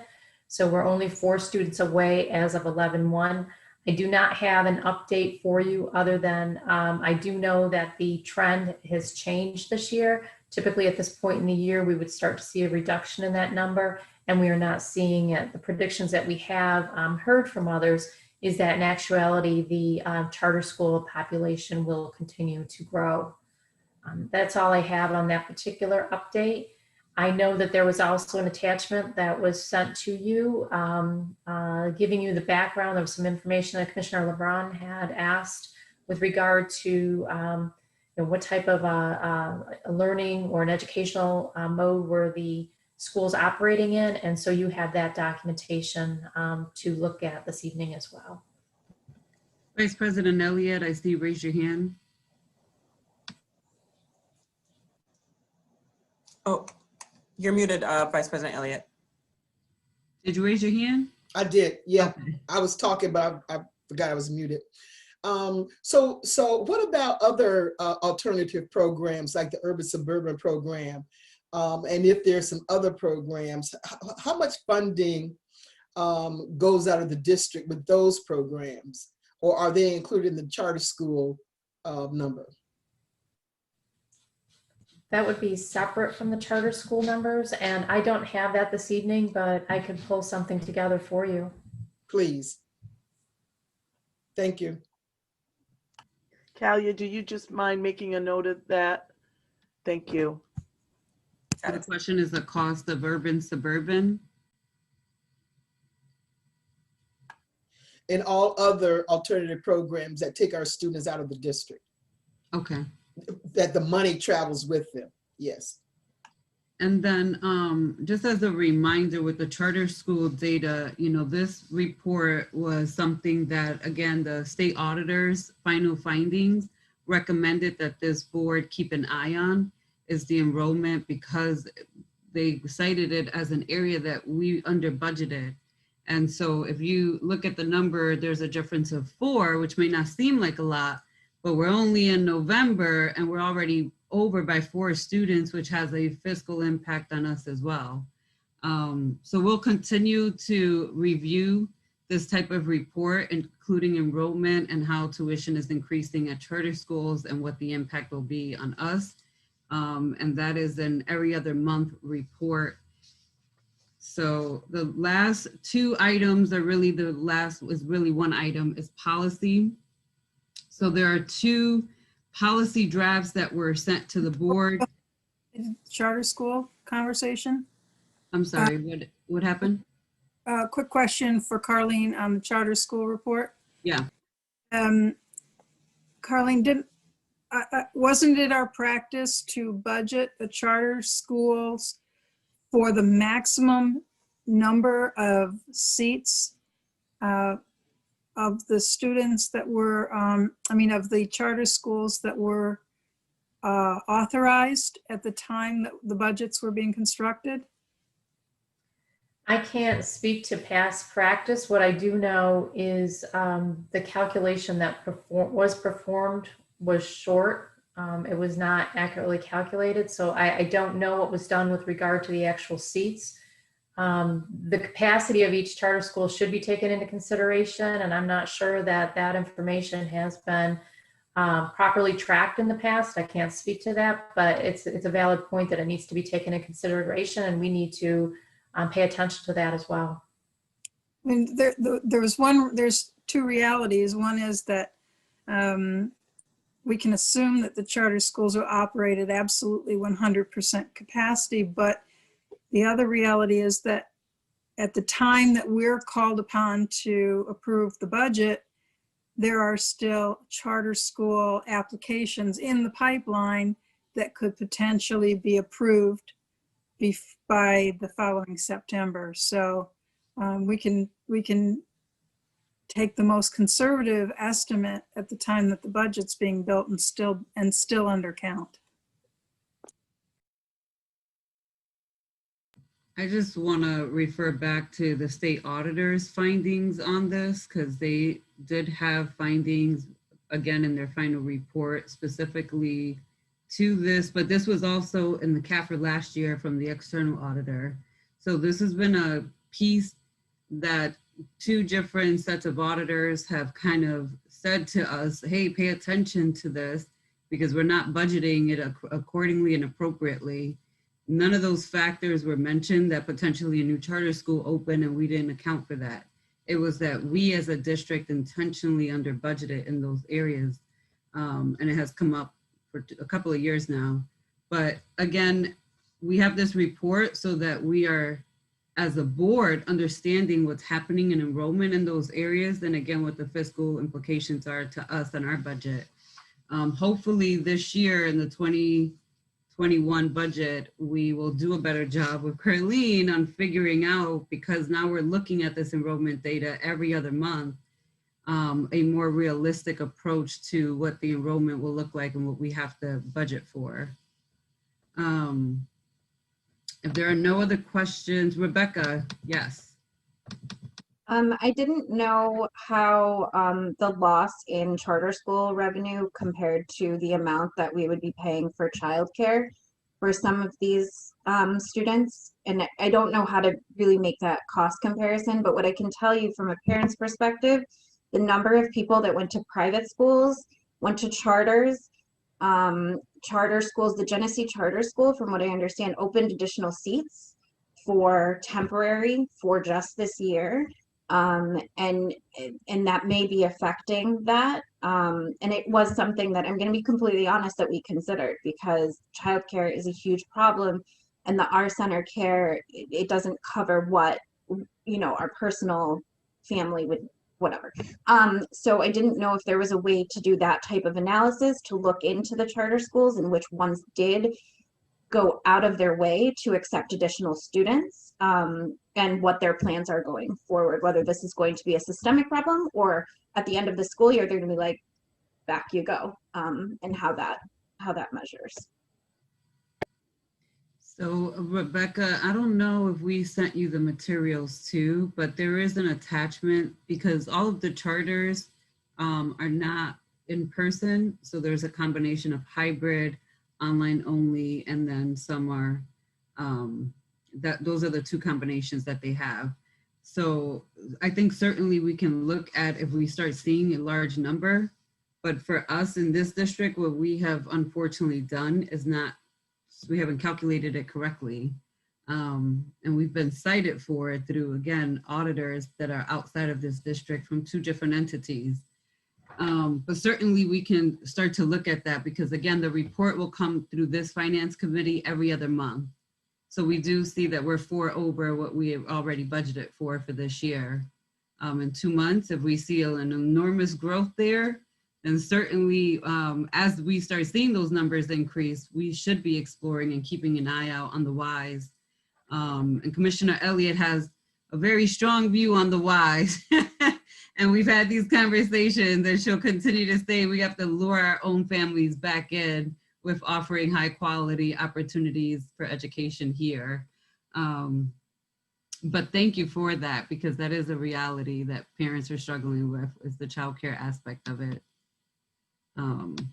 Okay, so I'm gonna move on to conversations around finance policy recommendations. And what I did, I know Kalia sent out to the entire board the attachments for the policies. And these are just draft forms for the new budget transfer policy. This is completely a draft. You can leave this one up. And this one is an update to the maintenance of fund balance. So I just want to point out that both of these are tied to recommendations that Dr. Jallo has put in her report under fiscal as shalls. So the first one can be found on table 4, number 1, under the fiscal monitors plan on page 20. And it's a shall for the budget, the fund balance policy as an update, and meeting our own policy. We shall do it by June 30th, 2021. And then the new budget transfer policy is another shall that's in the report to be effective 9/15/2021 on page 17, recommendation number 17 on page 29. So I just wanted to give you guys that information if you want to look back to her reports and align them and how they're aligned to Dr. Jallo's fiscal monitor report. But we sent them out. If you guys have any questions, we're just starting the conversations here.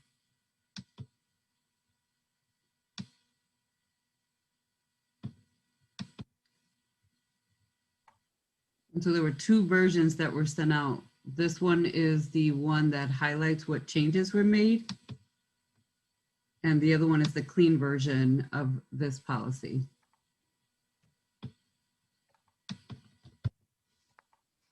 Commissioner LeBron. Yes. I've read the policies, but I still need to really understand, and I've got to study it more. I mentioned that this morning about the non-spendable, restricted, and committed. I'm confused about the language for committed versus the one non-spendable. So I just need to study these more. To make sure I'm understanding the different categories. Not being a finance person per se, these definitions, I've just got to study them more and to be able to ask questions at a later date.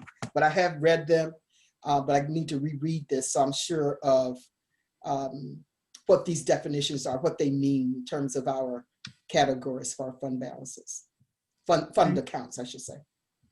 And Commissioner Elliott, if you want to, I'm going to offer me and Carlene, if you would like to meet with Carlene and I, just separately in another Zoom, one-on-one, just to have conversations around them and just have the time necessary to kind of work through it and understanding it. I'll accept that offer. Okay, I'll reach out to Kalia and we can schedule it together. All right, thank you. Yes, ma'am.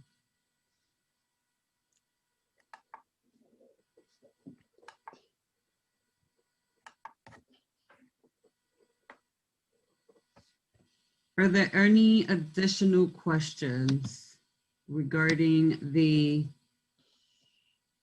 this budget policy, which is the fund balance, which is already an existing policy, and the recommendation is to make some adjustments to it?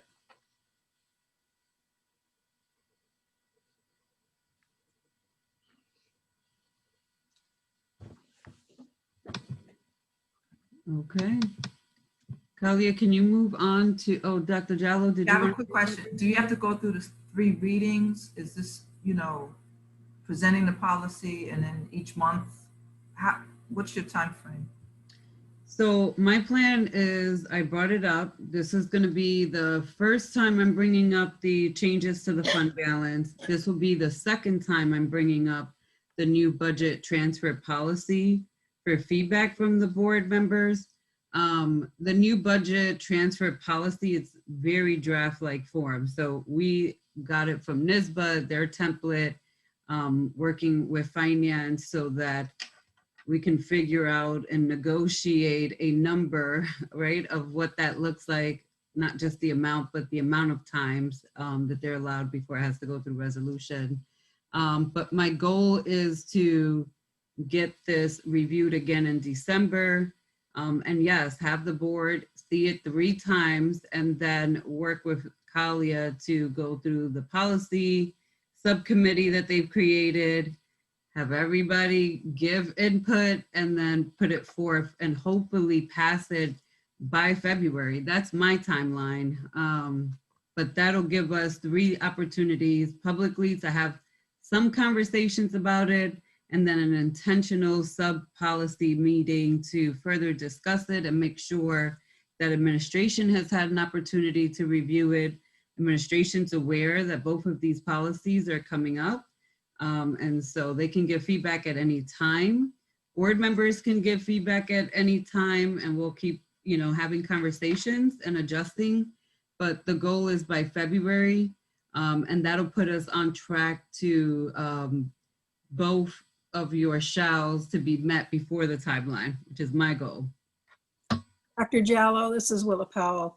The 3 readings that you're describing, the clock, if you read the policy on policy adoption, the clock starts from when it is advanced from, when there's a vote to advance it out of committee. So it's still possible to achieve the outcome that Commissioner LeBron has described. There is a way to compress the 3 readings into about a 2-month period.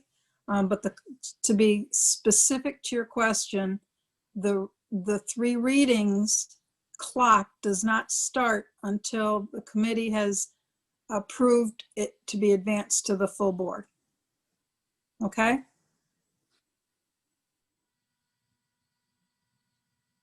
Which the full board is here, but we'll continue. And there is a policy subcommittee that this board has agreed to, because I know staff has been working on that. So what I mean isn't that the fact that we have a 7-member committee of the whole.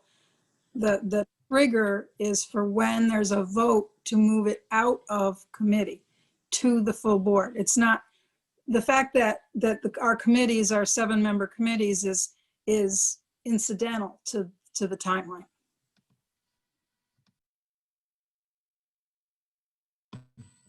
Okay.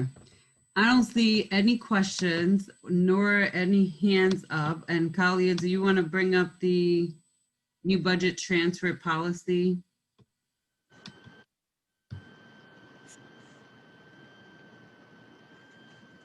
Commissioner LeBron? Yes, President White. Yeah, I just, we don't have to resolve this tonight, but I think the independent monitor asked a legitimate question. Both you and Commissioner Powell attempted to answer it.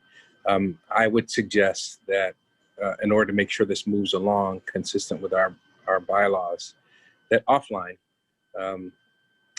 General Counsel Christoph and Kaya, and whoever else is interested, including yourself, of course, as chair, bring some clarity so that we know exactly when the time begins. I think there's been some good conversation about it, but I don't think there's been any resolution.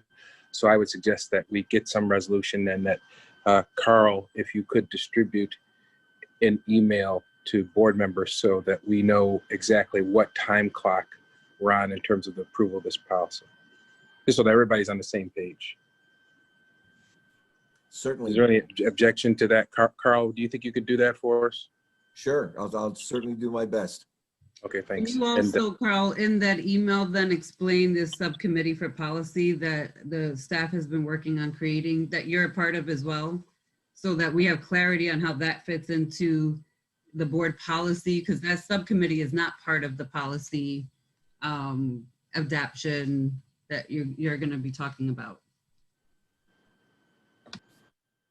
Certainly. Thanks, Carl. Thank you. So here's the budget transfer. Again, this is a draft of the policy of what it would potentially look like. And again, I want to note that there are several districts across the United States and in New York State that actually require a budget transfer to be something that is approved by its board. Each district is different in terms of the amount and the frequency that they require it to go through a board resolution, but certainly something I strongly recommend for this district to do as part of reforming in our financial division and how we do finances here. This is an area that, again, our state auditors have also mentioned in their reports and their findings that there are a large number of budget transfers that occur left at the discretion, of administration, and not this administration. Again, these were findings from like previous administration. But oftentimes the board is unaware that this has occurred. And so it is a practice, like I said, of many districts to have this type of policy in place that requires the finance to come through to the board with a resolution, with the exact amount of a budget transfer, with a clear understanding of why the transfer is being requested and what the implications could be on the budget.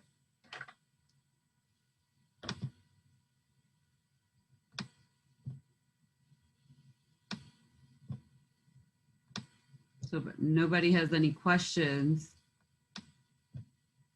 Commissioner Powell.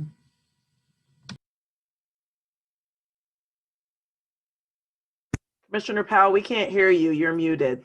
I'm sorry. As I read the shaded portion, which is a commentary, it refers to the $2,000 limit cited below as an example of the board's establishment of such limit. And yet, as I read that paragraph, it doesn't actually include a $2,000 limit. So the first thing we need to do is decide, I think, whether we're going to allow any limit and what that limit should be, and then discuss the policy with that language in situ.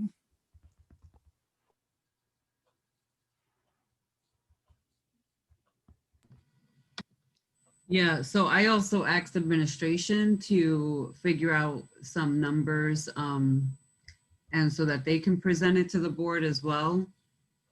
Only because I think I would like us to also be realistic to what would be a normal budget transfer versus something that should raise the flag and be raised to the level of the board through a resolution.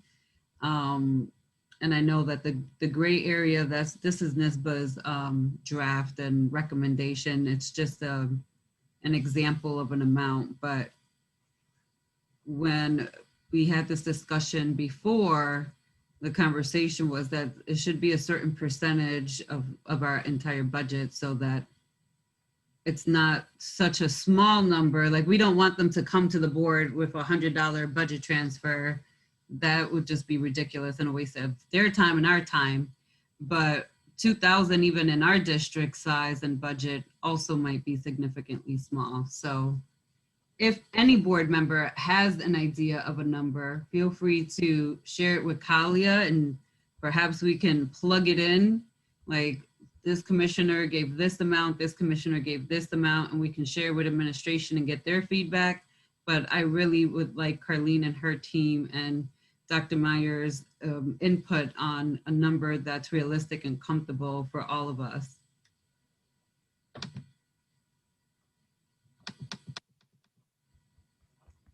All right, I see no additional hands, and so therefore I am going to officially close the finance meeting at 8:19 p.m. and turn it over back to President White. Kalia, did you get the time? Thank you. Thank you, Commissioner LeBron. We only have one issue left to be resolved, and that has to take place in a confidential session. Now, just for your information, so that you understand we're operating in a transparent way. Sometimes, as you all know, I'm speaking to folks that might still be watching this broadcast.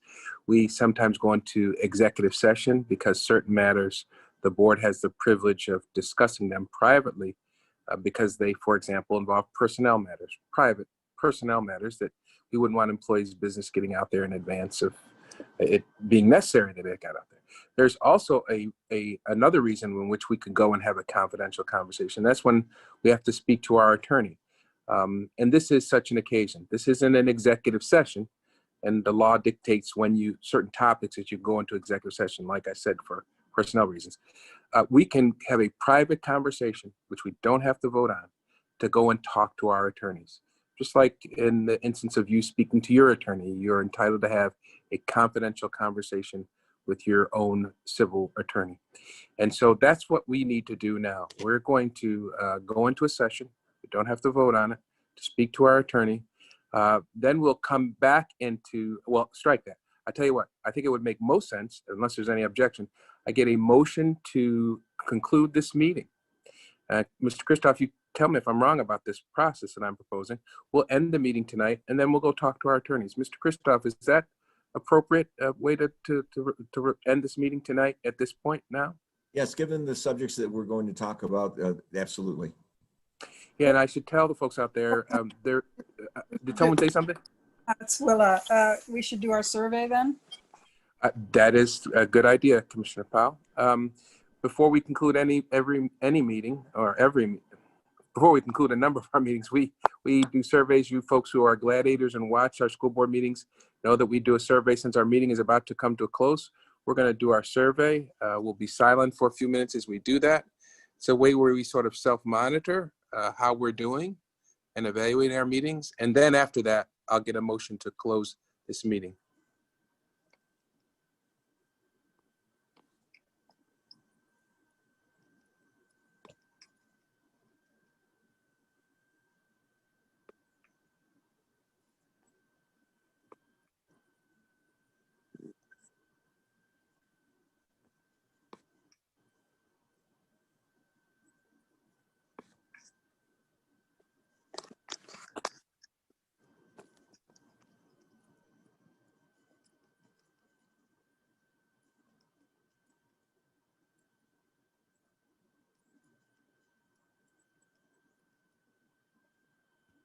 Okay, Ms. Wade, you'll tell us when everybody is submitted. Correct. And it looks like we have 6, so we can end the polling. All right, as I indicated, we're about to take a motion to close this meeting. And then afterwards, we'll go talk to our attorney about something. That issue may arise at a subsequent meeting or it may not. We're just doing what most citizens do when they need to speak to the attorney. We're speaking to our attorney in private. In the meantime, on behalf of the Board of Education, have a safe and secure night. And we'll see you at our next meeting, which, Madam Clerk, is Thursday? Yes, December 19th, I'm sorry, November 19th. Oof, I'm already there. November 19th is our business meeting. All right. Good night, everybody. Can I get that motion? So moved. Thank you, Vice President Ellie. Is there a second? I need a second. Seconded. Thank you, Commissioner Malloy. All those in favor of concluding this meeting indicate by saying aye. Aye. Aye. Aye. Aye.